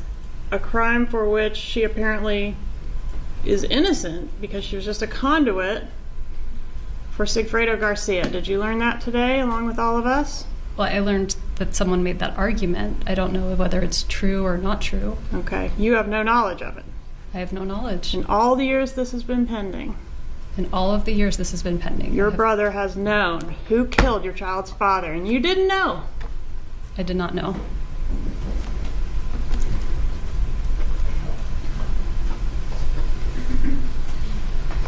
Do you know why Catherine McBanois was on the payroll at the Adelson Institute? I believe that she worked there. What did she do there? I know my brother met her at a dental office, so I'm guessing administrative work of some kind. Did you ever observe her doing administrative work there? No. How did the killers in this case know that Dan Markel was planning to leave town the day after the killing? I have no idea. You knew he was planning to leave town the next day, didn't you? I did, yes. Did you convey that information to anyone? Absolutely not. To your knowledge, did your brother have that information? I don't know why he would have known that. So if the killers were told it has to be done today because he's leaving town tomorrow, we don't know how they knew that. I have no idea how they knew that. But it would have to come from someone familiar with Dan Markel's schedule, wouldn't it? They would have to find out somehow. I don't know how. Prior to Dan Markel's murder, when were you last in South Florida? Was it this trip that's pictured here? No, because it was my dad's 70th birthday in early July, so I would have gone down to celebrate his birthday. Okay, when's Dad's birthday? July 5th.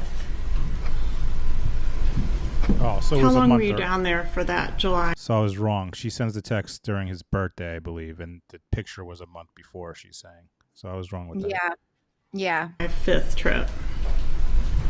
I don't really remember offhand, but my guess is about a week. Did you see Charlie Adelson on that trip? Yes. We celebrated my dad's birthday, the whole family and friends, everybody. Did you see Catherine McBanois on that trip? I don't remember if she was there or not. Did Dad have a birthday party? Dad had a birthday party. Was it a big birthday? It was his 70th birthday. And was Catherine McBanois at the party? I don't remember seeing her there. Do you remember seeing June Umchinda at the party? I don't. Or Whitney Kick at the party? I don't. So it could have been any one of them or none of them. Or none of them. I don't remember there being a girlfriend with him at the party. All right, so you said the birthday was what, July 5th? It would have been July 5th. Okay. And do you know on what day you celebrated? Maybe his birthday, if it was... I felt like it was a weekend, so maybe if July 5th was a Saturday, then it was on his actual birthday. Okay, tell me about the event. You said there were family and friends there, about how many people? Maybe like 50 people. What was on the menu? We had paella.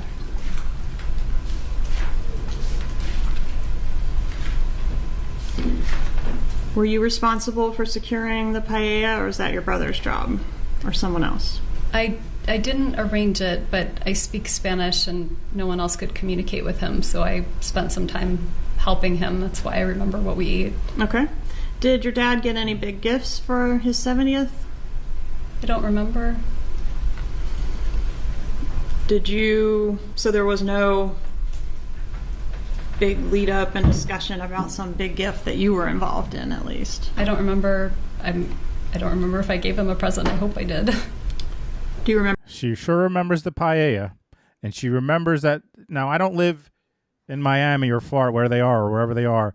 Do you think it's possible that there's a catering place that's going to cater for a big group of people, wealthy people, but there's no one there that can speak English, and they need Wendi to translate for them? Is that believable? I don't know. That doesn't seem believable that they have a catering thing, a big thing. I'm sure it was a lot of money. But there was no one at that place, that wherever it was, that they needed Wendi to translate. They needed her because I mean, honestly, like the most simple English too, like the address, the amount, and any catering company that doesn't speak English as their primary language would know those. Know how to decipher that. Yeah, you would think so. But she remembers that, but just not the gift. She doesn't remember that.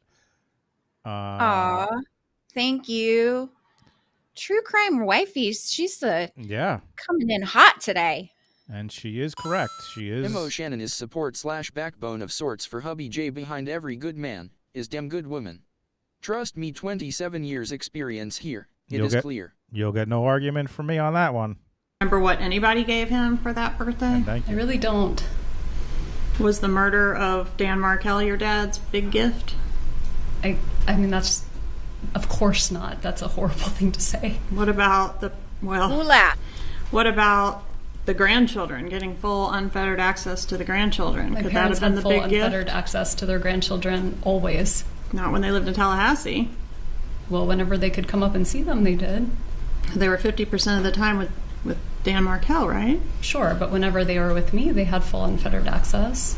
On the occasion that we're talking about Dad's birthday, was that one of the times that when you came back to Tallahassee, your parents rode with you and then rented a car and drove home in the rental car? It was. And how long a drive is that? It's about 7 hours. During that 7-hour trip, or at any time when you were in South Florida, was there any discussion of a murder at all? No, absolutely not. Any discussion of what to do about Dan? No. Any further discussion about bribing, converting to Christianity, any of those strategies? No, that ship had long sailed. Any discussion on that trip about the pending motion to preclude your mom from having contact with the kids? No. What was wrong with the TV that was repaired the morning of the murder? I think one of my boys might have thrown something at it. There was like a little crack in the TV. How long had the TV been broken at the time that it got repaired? I honestly don't remember. Could it have been a long time, quite a long time? No, it could have been. I mean, I would be completely speculating. I don't remember how long it was broken for. Do you remember who repaired the TV? Yes, it was called the Geek Squad. Do you remember the window that the Geek Squad gave you for when they were going to be at your home to do this repair? I do. I think they said it was 8 to 12 or 9 to 1, something like that. Okay. Would you agree with me if I told you it was 8 to 12? That sounds right. All right. And do you recall what time the repairman actually arrived? No, but I remember they came on the early side. Okay. And was the repair done? No. Why not? Because I called my brother to find out how much a new TV would cost versus how much the repair cost, and it didn't make sense to repair it. It's cheaper to buy a new TV. Yeah. The records indicate the repairman was there for about 45 minutes. Does that sound accurate to you? Sure. That's my best. Sure. Why was he there for that long, just to tell you, like, this thing can't be repaired, or it's cost prohibitive to repair? Do you remember?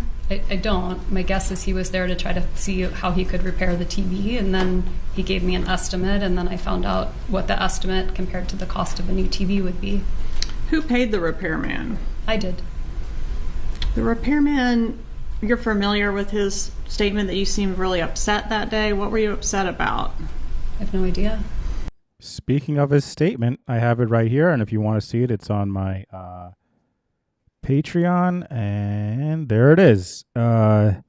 His name is Robert.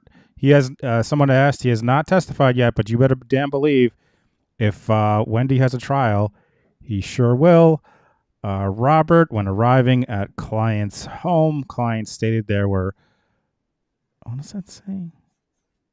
Lines in TV. Upon inspection, informed her there was impact damage, and although she did not act distraught, you could see in her face she was upset, sad.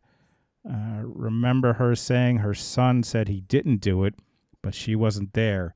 He was being watched by her dad at the time. Went over costs of replacement, and client stated TV was a gift from brother. At some point, I believe she was texting him or someone. Talked to client about prices. She stated she would speak with someone, and I left with the intent to call. Later about decision. At home, roughly between 8:30 and 9:15. And what is not in here from this, Robert, is I don't know why the fuck she called me there for this stupid dorm TV that everyone in the world would know didn't need to be repaired. But there it is. That's his statement. Robert has not testified yet. But again, if old Wendi has a trial, you better believe he's going to be there. Were you upset that day? I don't remember being. Oh, yes, I was upset that day. But I think I did a video about that. This is an interesting part where she goes off the script, right, babe? You remember this? I know I did a video about watch this, guys. When she gets asked this question, she lies, and then she's like, "Whoops, the script." And you're familiar with his statement that you seemed really upset that day. What were you upset about? I have no idea. Were you upset that day? I don't remember being. Oh, yes, I was upset that day. Oh. I was upset. I remember Danny wanted to take the kids swimming, and I wanted to pick them up earlier in the day. Okay, and so nothing to do with the TV. I don't think so. I probably wasn't that upset about the TV.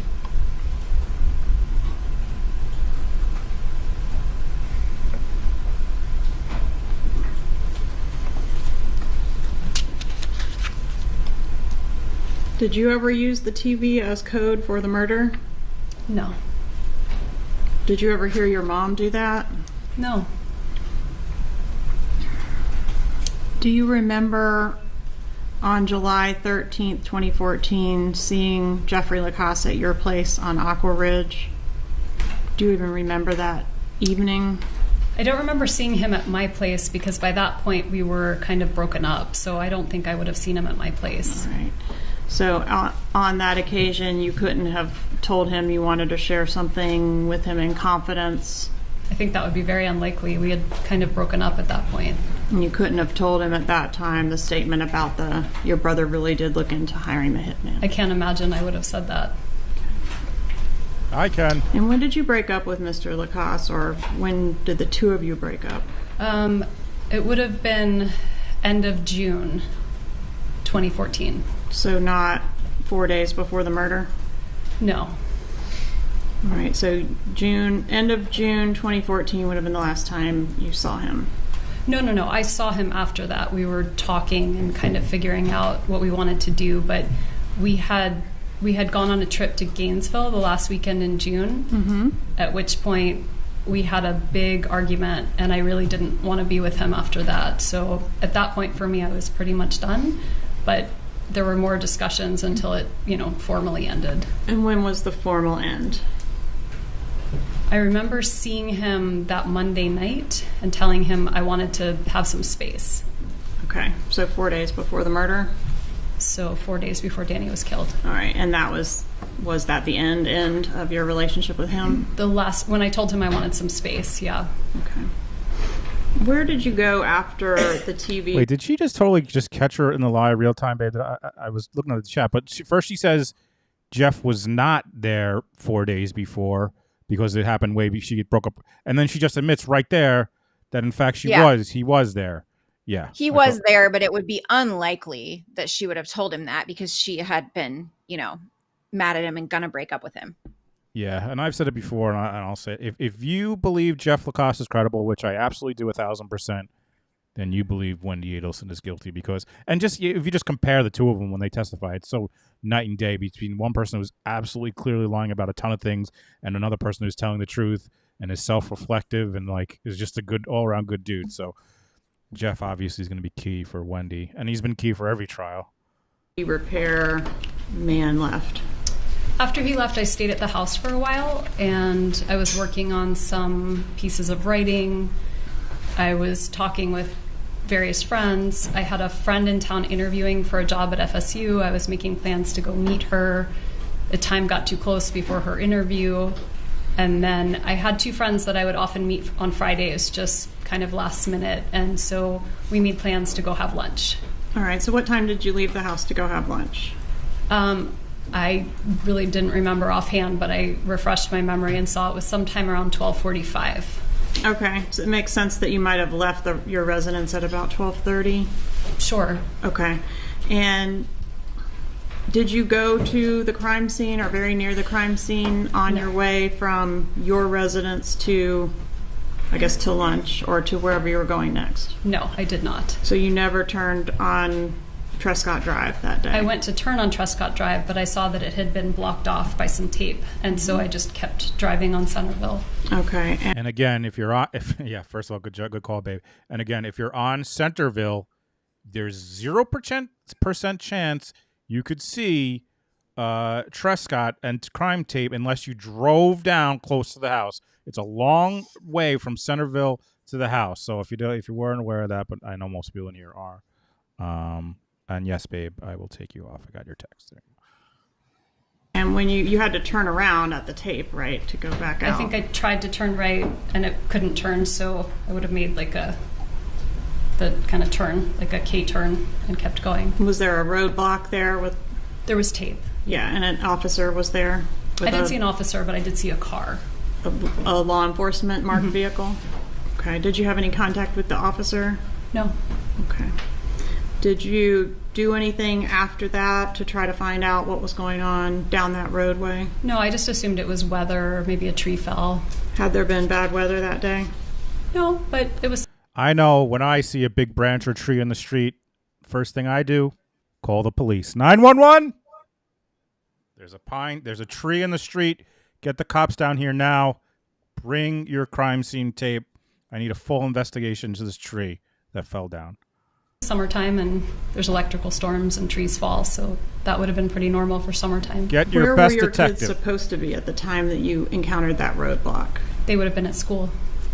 And that's at the creative preschool? That's right. Who took them to preschool that day? Danny. And who was supposed to pick them up from preschool that day? Me. All right. So did you know for sure that they had made it to preschool that day at the time you encountered the roadblock? I just assumed. I mean, if they hadn't made it to preschool, Danny would have let me know, but...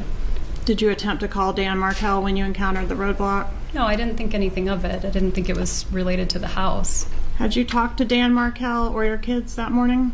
My kids know, but that would have been normal, and Danny and I tried to get in touch with each other, but we left. We were trying to figure out where Ben was going to go to kindergarten at the time, and we left voicemails for each other but didn't get to talk.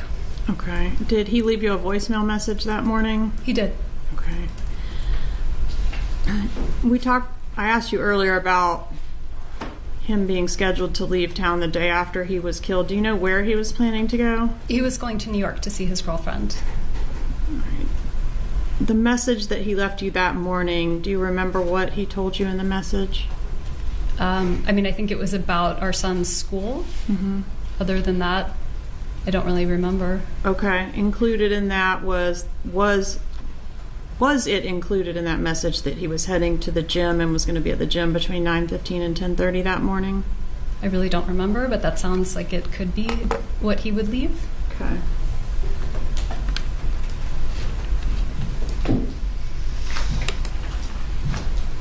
Would it refresh your recollection to review a transcript of that voicemail? Sure. I think the new saying should be, instead of if a tree falls down in a forest and no one's there, does it make a sound?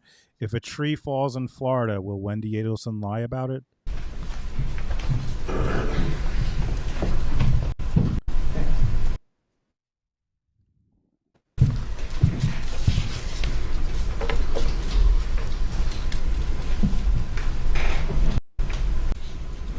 That day? He did. What voicemail that he left?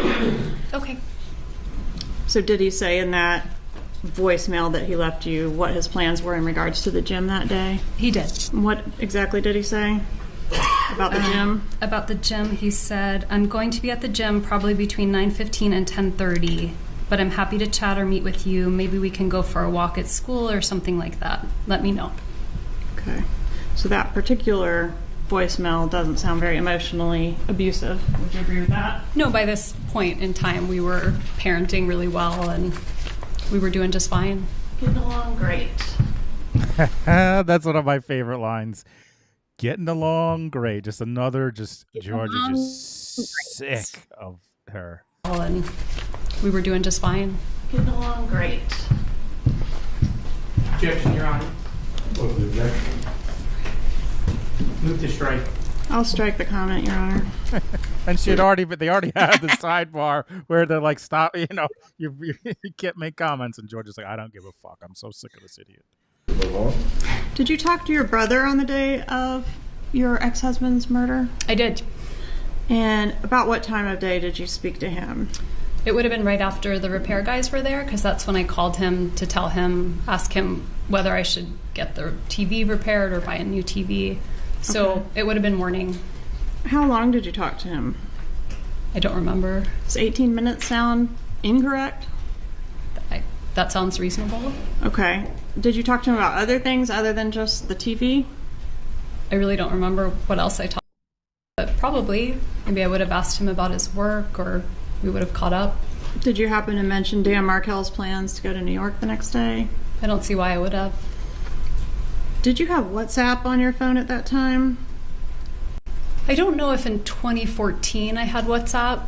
Now we use it for all the parent chats at school, so it's everybody seems to have it, but I don't know if everybody had it back in 2014. What is WhatsApp? WhatsApp is kind of an app you would use for texting. Do you know if your brother Charlie had it at that time? Big gulp I have no there. idea if he had it at that time. Did you ever communicate with Charlie through WhatsApp? Maybe. I mean, I don't know if I had it at that time or if I had it later. I probably would have. Just not sure. Yeah.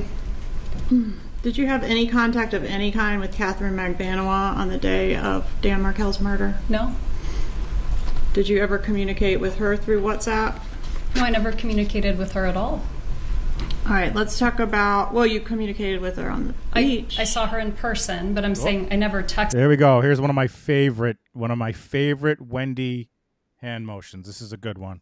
Talk about, well, you communicated with her on the beach. I saw her in person, but I'm saying I never texted with her, called her. I never communicated via a device other than in person. Okay. What about when you were talking to your brother? Did she ever get on the phone and speak to you? I don't think so.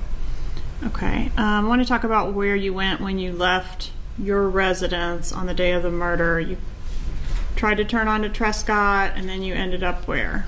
I went, I was supposed to go to a party that night, a Stock the Bar party, so I went to a liquor store to pick up what they had asked for as the present for their party. So I went to the liquor store, I picked up the alcohol, I stopped, I think I got gas, and then I went to lunch to meet my friends. And the liquor store purchase appears to have occurred at 12:49 based on the receipt. Do you have any reason to dispute that No, timing? that sounds right. Okay, and then from there to the restaurant? Yes. And where was the restaurant located? Mosaic, I actually don't remember. I just remember I would go north on Thomasville Road. All right. And so it was. And is the restaurant where law enforcement came to? Again, I know not. I am not an expert, but I'm pretty sure, babe, correct me if I'm wrong, but even language or by language is all about getting a base. Like you have a base, and then seeing when it goes When goes it off in the deviates. base. When it deviates, yes. It just sure seems like in some of these instances, with these hens, she's uncomfortable. She's got to do things. Why does she have to? To speak with you, and you ended up going with them to the police station, right? That's correct. Right.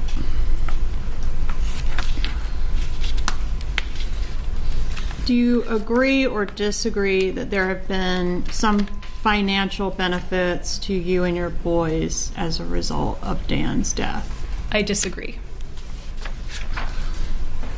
When did you decide to change the names of your children from Markel to Adelson?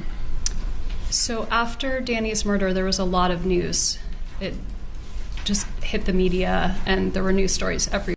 Babe, talk about it, adding extra information like you were just talking about, huh? I mean, that's not the question, Wendi. The question isn't why, when.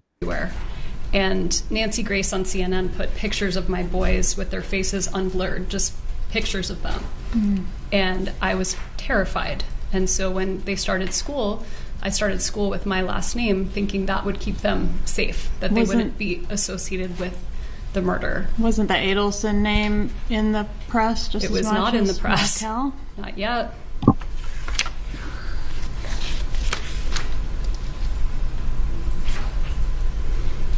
Do you agree that you legally changed the kids' names on July 6th of 2015? That sounds right.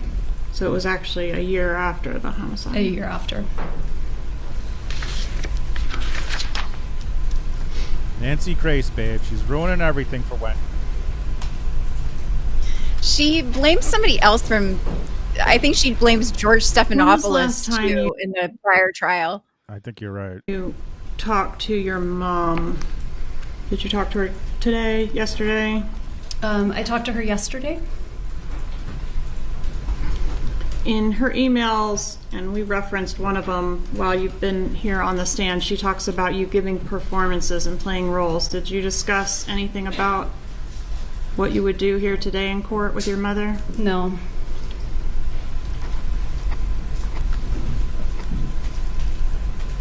Were you involved in any way in the plot to kill your ex-husband? Absolutely not. Did you know it was going to happen, but maybe not know the details? I knew nothing. Is that why you went to the crime scene on the day of the homicide? I did not go to the crime scene on the day of the homicide. Do you know who all was involved in the murder? Well, I learned today, but at the time, no. Okay. Have you ever privately confronted your brother about his role or possible role in the murder? My attorney has advised me not to have conversations with anyone in my family about the case.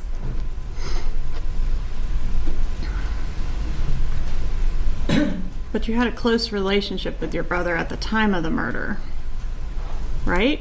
I absolutely had a close relationship with my brother. And how soon after the murder did your lawyer advise you not to talk to your family about it? In 2016. Okay, so what about the 2 years in between? Did you talk to him about it then? I mean, I talked to him about the fact that a murder occurred, but I guess I don't understand the question. But you never talked to him about the suspicions you raised in the law enforcement interview that your brother might have done it? No, I did not.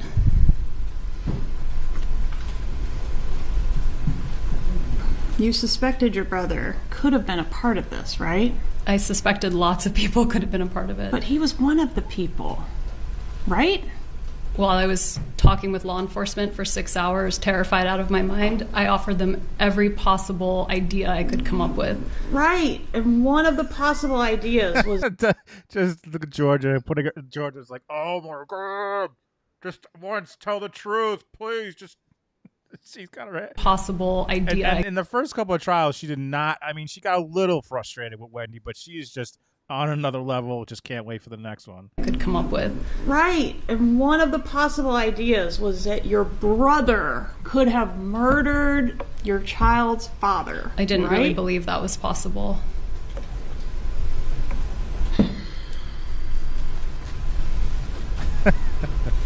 Was part of the plot for you to be able to have plausible deniability about this? Absolutely not. Is it better for both you and your brother if you don't know the details of this? I don't even understand the question that you're asking me. Oh man, this is where she gets so mad. When did you first become aware that you might be a suspect in this case? I mean, as the ex-wife, I assumed I was a suspect from the beginning.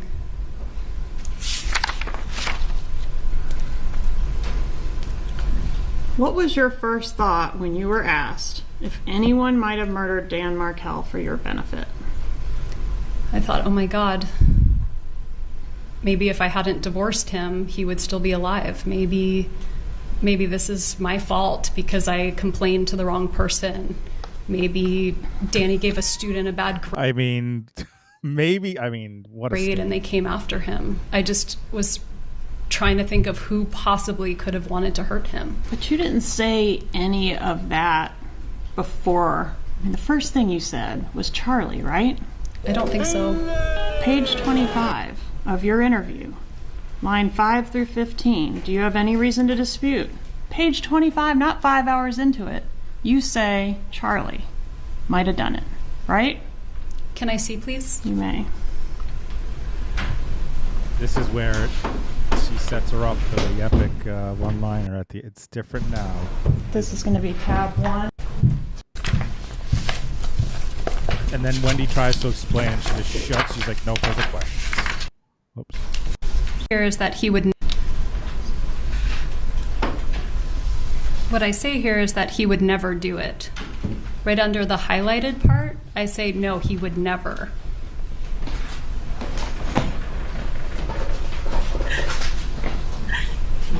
She's the one who brings up his name, not the police. The police don't say, what about Charlie?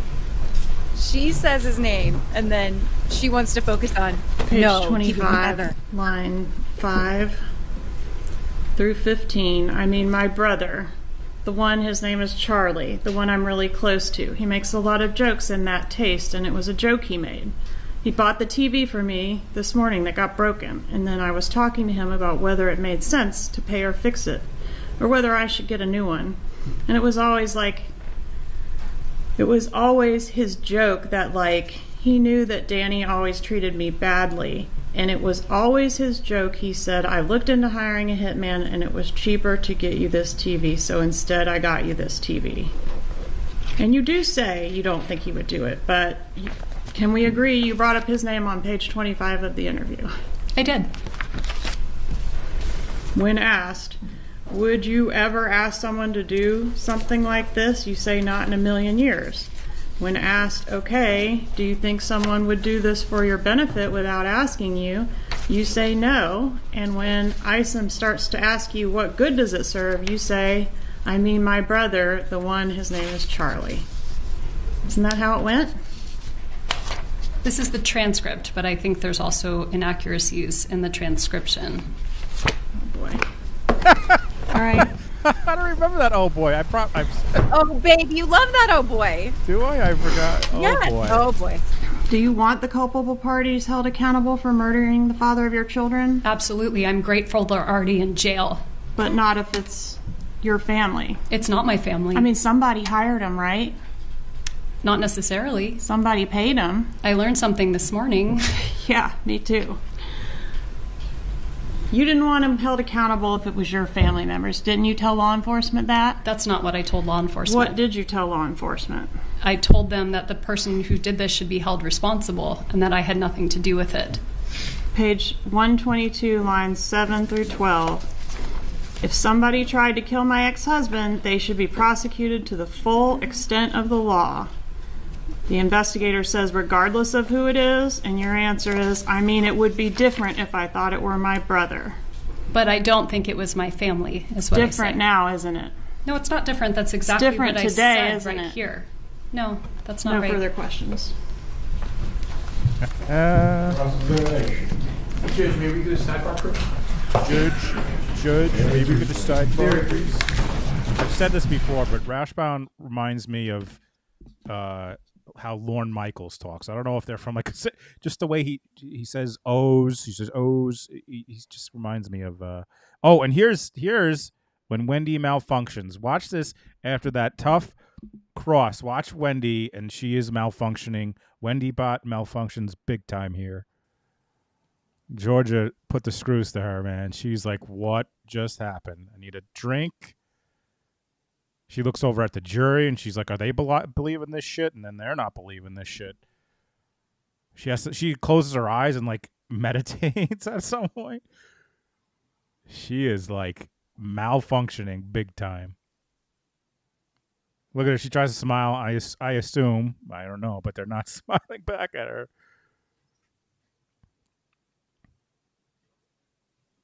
She is going through it.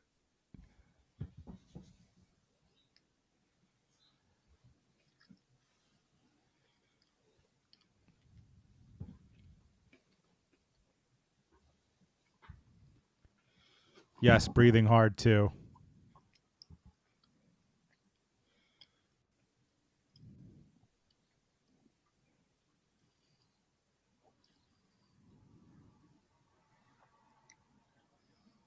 She is really, yeah, look at her. Look at she is, here's where she meditates. Here's where she like closes her eye. They're not going to convict you of murder. They're not going to arrest you for murder. They're not going to arrest you for murder. You did a good job. It's a self-soothing motion to close your eyes because you get, you can block out what's You happening. may examine when you're ready. Thank you, Your Honor.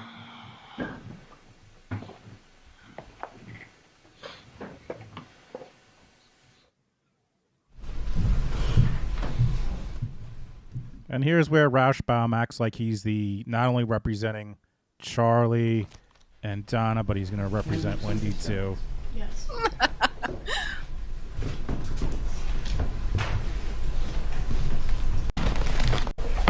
Ms. Adelson, we've met before, right? Yes, I'll get the dog. We've there. I'll met get 2 or 3 times in our life, right? that's correct. We initially met in 2016 after the arrests of the killers in this case. That's correct. During that meeting, we had no conversation whatsoever about the substance of this case, right? That's correct. We met again in April of 2022 on the day that your brother was arrested, correct? Correct. You were at your parents' house and we were figuring out where he was, right? That's right. Again, nothing was discussed about the case other than his arrest. Correct. In fact, before right now, we have never discussed your testimony at all. Correct. Okay. With that in mind, let me ask you the most important question. You're aware that the state has named you as an unindicted co-conspirator in the murder of your ex-husband, right? Correct. They believe that you, along with your brother, along with your mom, along with your dad, conspired with those three killers, including Katie Magbanawa.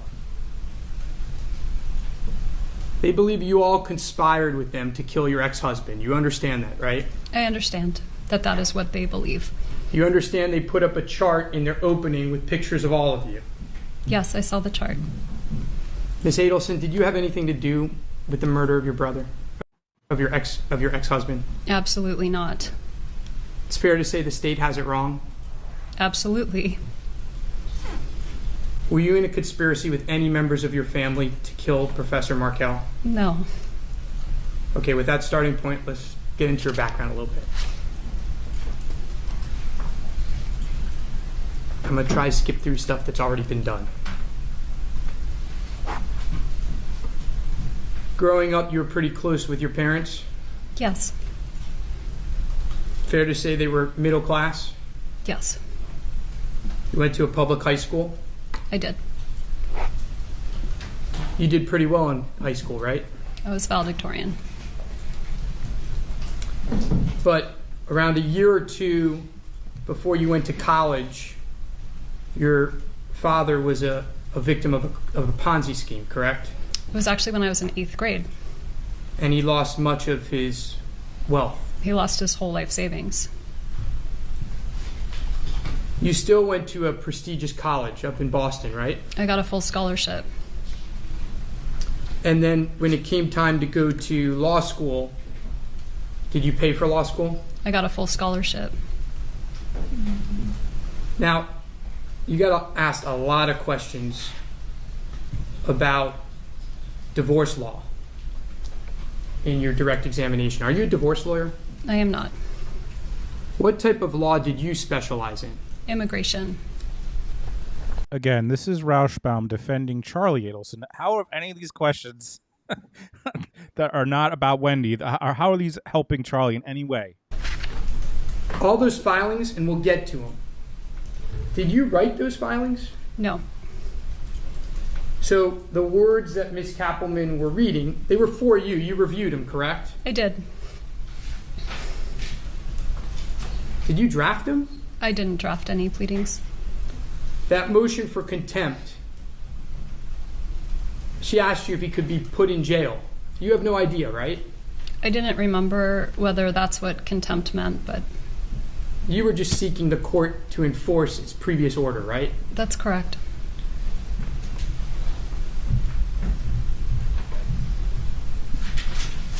Now remember you said that during these filings, this is the same exhibit, that you thought you talked about some other things and Ms. Kappelman said, nah, it's not in there. Remember that? I do. I'm gonna, can I borrow that binder?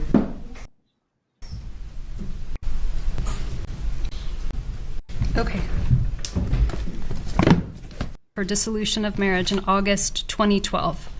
The husband continues to characterize this as an abandonment of the family. At no time has the wife abandoned the children. She is divorcing the husband due to her unhappiness with him and the marriage, and she only moved out of the home because she knew the husband would not. The husband's statement of abandonment are unfounded and not supported by fact or law. He is simply having difficulty accepting her decision. In fact, he is having so much difficulty that he has told several of her colleagues and friends that she must have mental health issues. You can stop there. Okay. Do you remember telling Ms. Kappelman that you remember filing something like that? Yes, I do. You can set it aside. We're going to move on.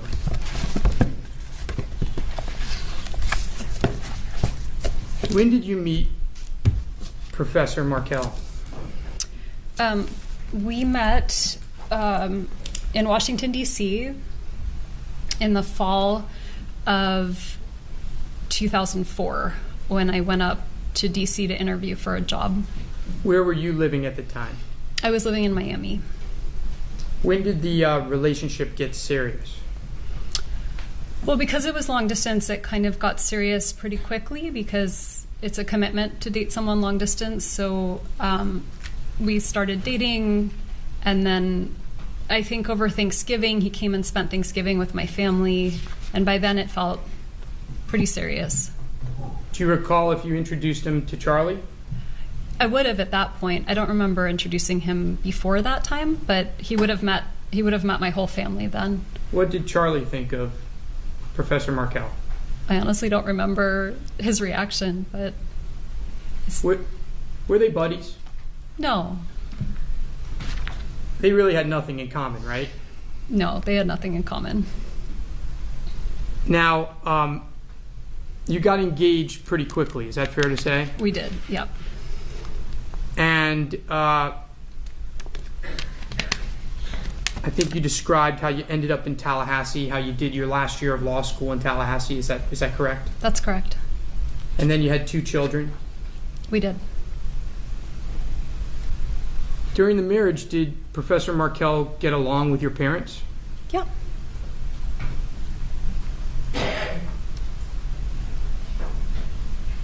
Now,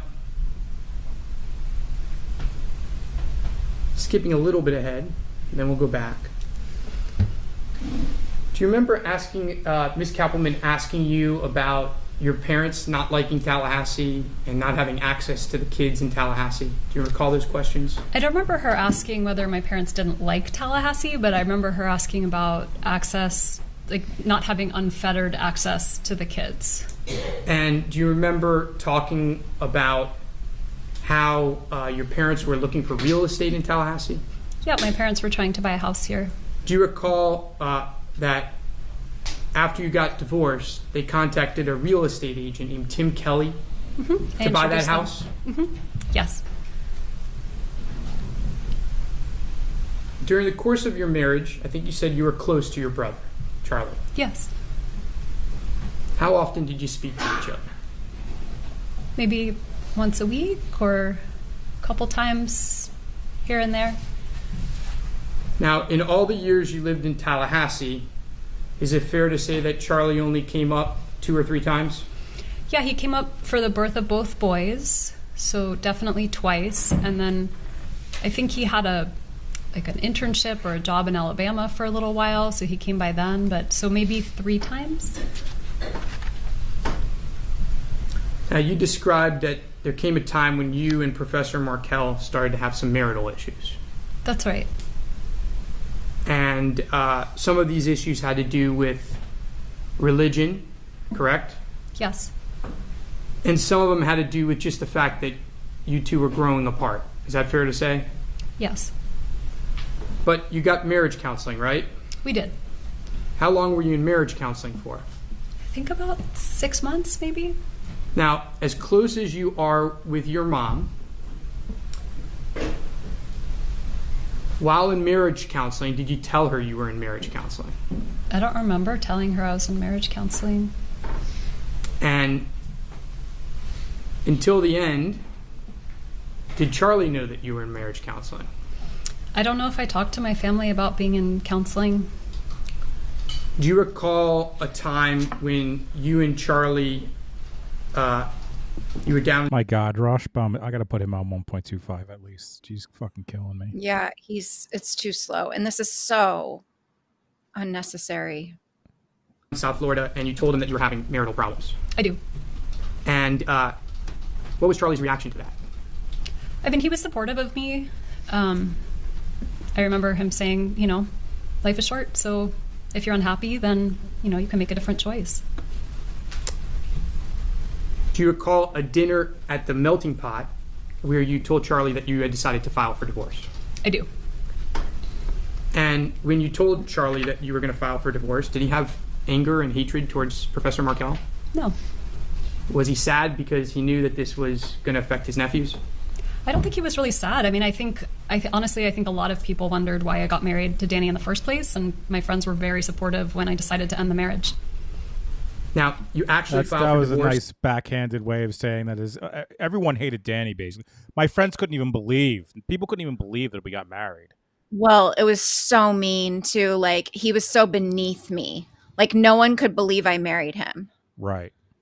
Blech. I was too good for him. September of 2012, is that right? That sounds right. And when you filed for divorce, let me say this. When you left the home, I think that was discussed in the direct, Professor Markel was out of town, right? He was. I called him and let him know that I had filed. You're a non-confrontational person, right? It is not my best quality, yes. But you had been in marriage counseling for quite some time before you left the home, right? Yes. Before you left the home, did you have a place to live? I did. So there was some planning, correct? Yes. Charlie had nothing to do with those arrangements, right? No. And that's when you moved into the Aqua Ridge house? Yes.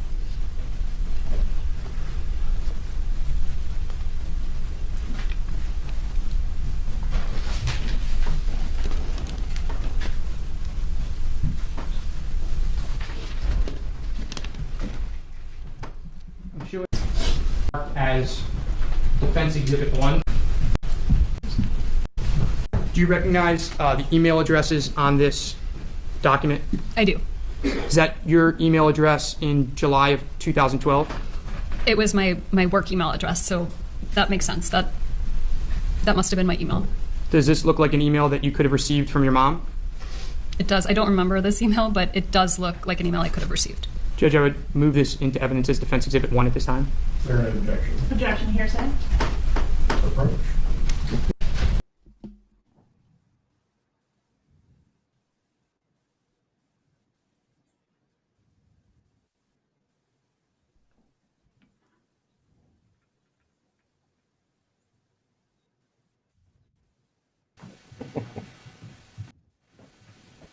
Did you need this back?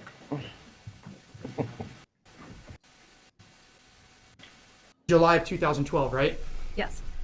And just pointing to just under paragraph 2, I just need to know that I can legally take my children and move to another location. There was concern that you wanted to make sure that you weren't breaking the law, right? Correct. What can I legally remove from the house to the new location? There was concern that you wanted to do everything within the law, right? Correct.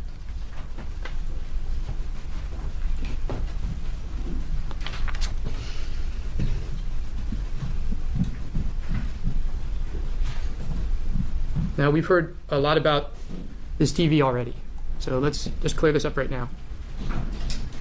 Charlie bought you the TV, right? Yes. More precisely, Charlie had your parents buy the TV and he paid him back. Yes. And they bought the TV from Best Buy, right? Yes. Have you ever bought anything from Best Buy? I'm sure I have. When you buy from Best Buy, they always try you to get the Geek Squad warranty, right? Yeah, they do. And people like me always fall for that, right? But when you call and you need a repair on the TV, it's got to be registered to your name, right? I think so. Exactly, Patty Cat. Whose lawyer is Rauschbaum? Is he Wendy's?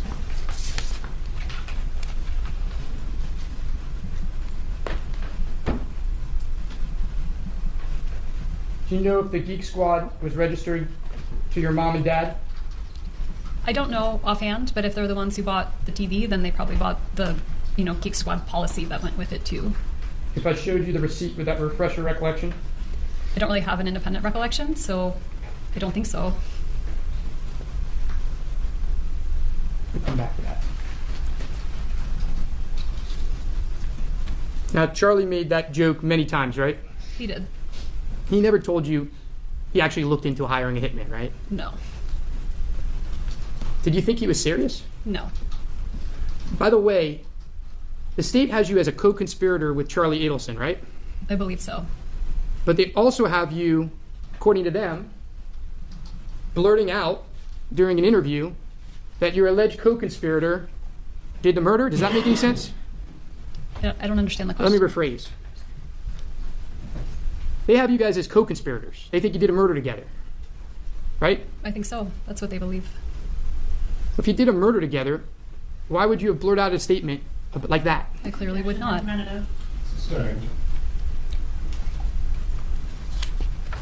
you know if Charlie repeated that joke? I clearly would not.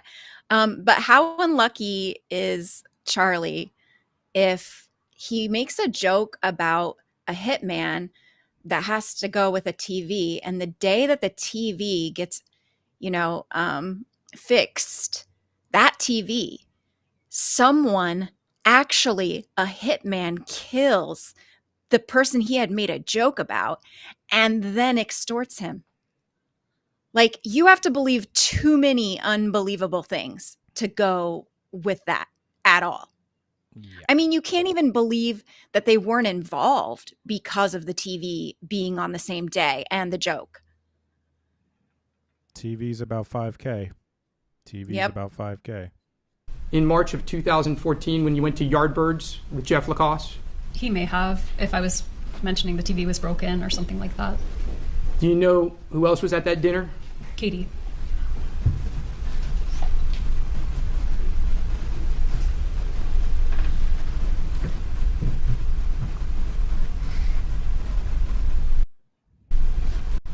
Kids at school, we'd have a... Spoke to your mom daily, probably, right? I would usually call my parents on my way to drop kids at school. We'd have a short conversation, so that sounds right. And it's fair to say that your parents were involved in some of the decisions that you were making in the divorce. You were asking their advice. For some of the time. Did you often speak with Charlie about what was happening in the divorce? Not too much, no. But fair to say Charlie was supportive of you, right? Yeah, I mean, he was always supportive of me. Is Charlie kind of self-centered? I don't think so. At the time of your divorce, though, he had a lot going on in his life? I mean, his life was going great. He had a great business. He always had lots of girls. He had friends. The divorce was settled in July of 2013. Correct. How did you feel after it was settled? I felt better. Felt a sense of relief that we could just move on with our lives. Now, I want to talk a little bit about this relocation issue. Okay. Isn't it true that your attorney told you that there was very little chance for you to win that motion? I believe so, yes.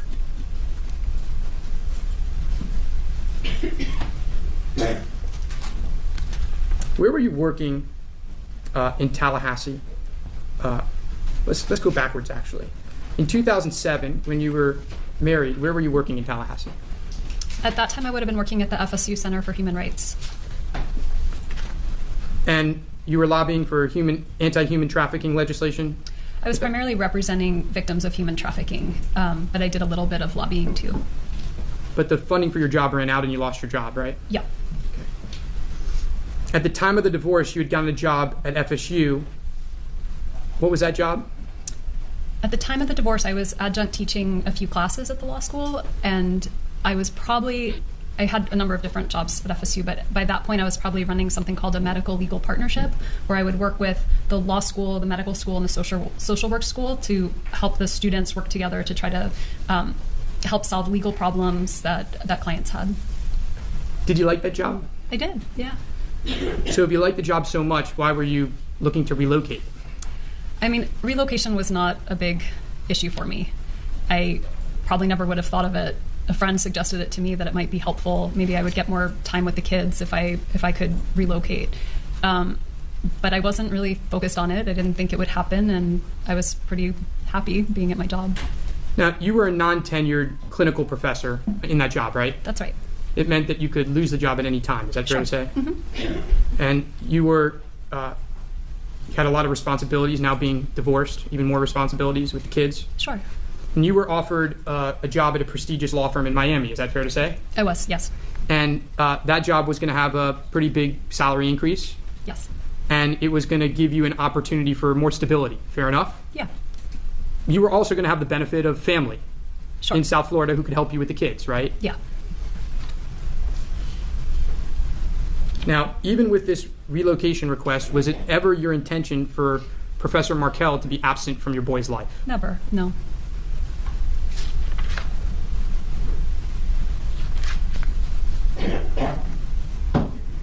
Okay. When you lost the relocation motion, I think it's fair to say that your mom and dad were pretty upset. That's right. It's fair to say that your mom came up with some crazy ideas. Totally bonkers. Yes. Totally bonkers. We saw the email about conversion of the kids, right? Yes. By the way, did you ever do any of that? No. No. So you never dressed the kids up, you never baptized them, you never took a picture of them? No. Okay.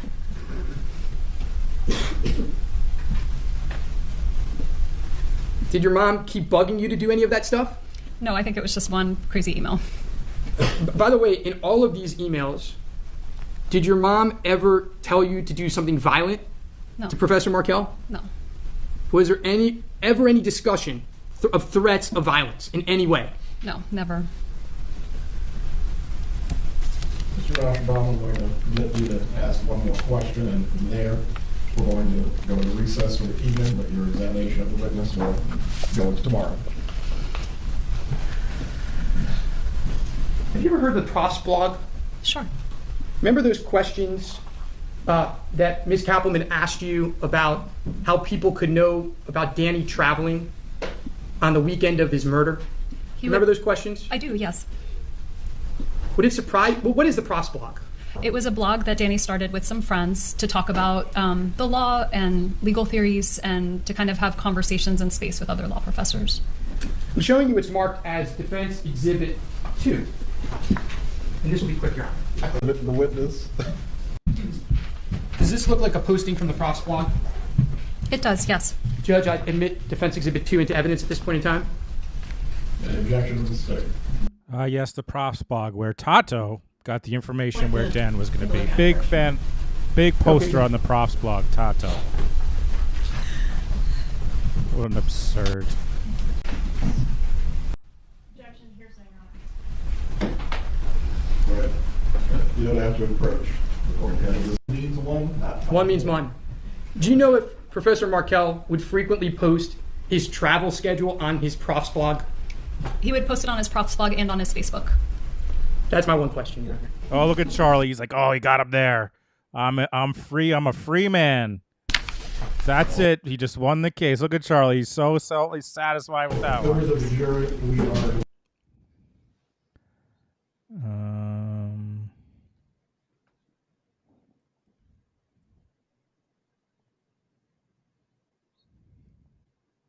Fact on July 1, 2014. Just 17 days. How much?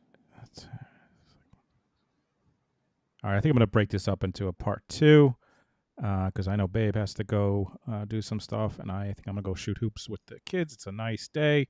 So, but before we go, Babe, you wanted to talk about something. And first of all, I just want to thank everyone so much for being here and all the well, I'll do a part 2 of this next week during the week. I'll do a weeknight. But go ahead, Babe. I'm going to put the link in the chat. And I'm going to pull. I have it next to me too. Oh, okay. My dad got his book published. This is his first novel for adults. He has written young adult fiction before, but this is his first published novel for adults. It's called Lucky Duck at the Mall in the 80s with a Dog, and I am really enjoying it. It is about a guy who is just freshly out of a very small college. He's kind of down and out. He can't find a job. He is just been broken up with from his girlfriend, who is a little bit out of his league. So he's down and out, and it is not a spoiler to tell you that he robs a bank and gets away with it. And so that's what this is about, is that I robbed a bank, I got away with it. It wasn't even that hard. And it is so fun.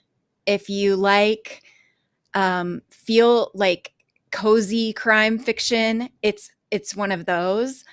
And it is definitely like has lots of 80s nostalgia in it. So I'm very proud of him. All right, folks. So I'm going to share the link in here if you want to check that out. We really appreciate you guys. There are a lot of people in here. We had a great chat, and I'll set up a live during the week where we'll continue with Wendy's testimony, and then we'll set up the next witness. I'll do a poll. So thank you so much, everyone. We really appreciate you guys, and have a good weekend, everybody. Thank you so much. Thank Take you. care.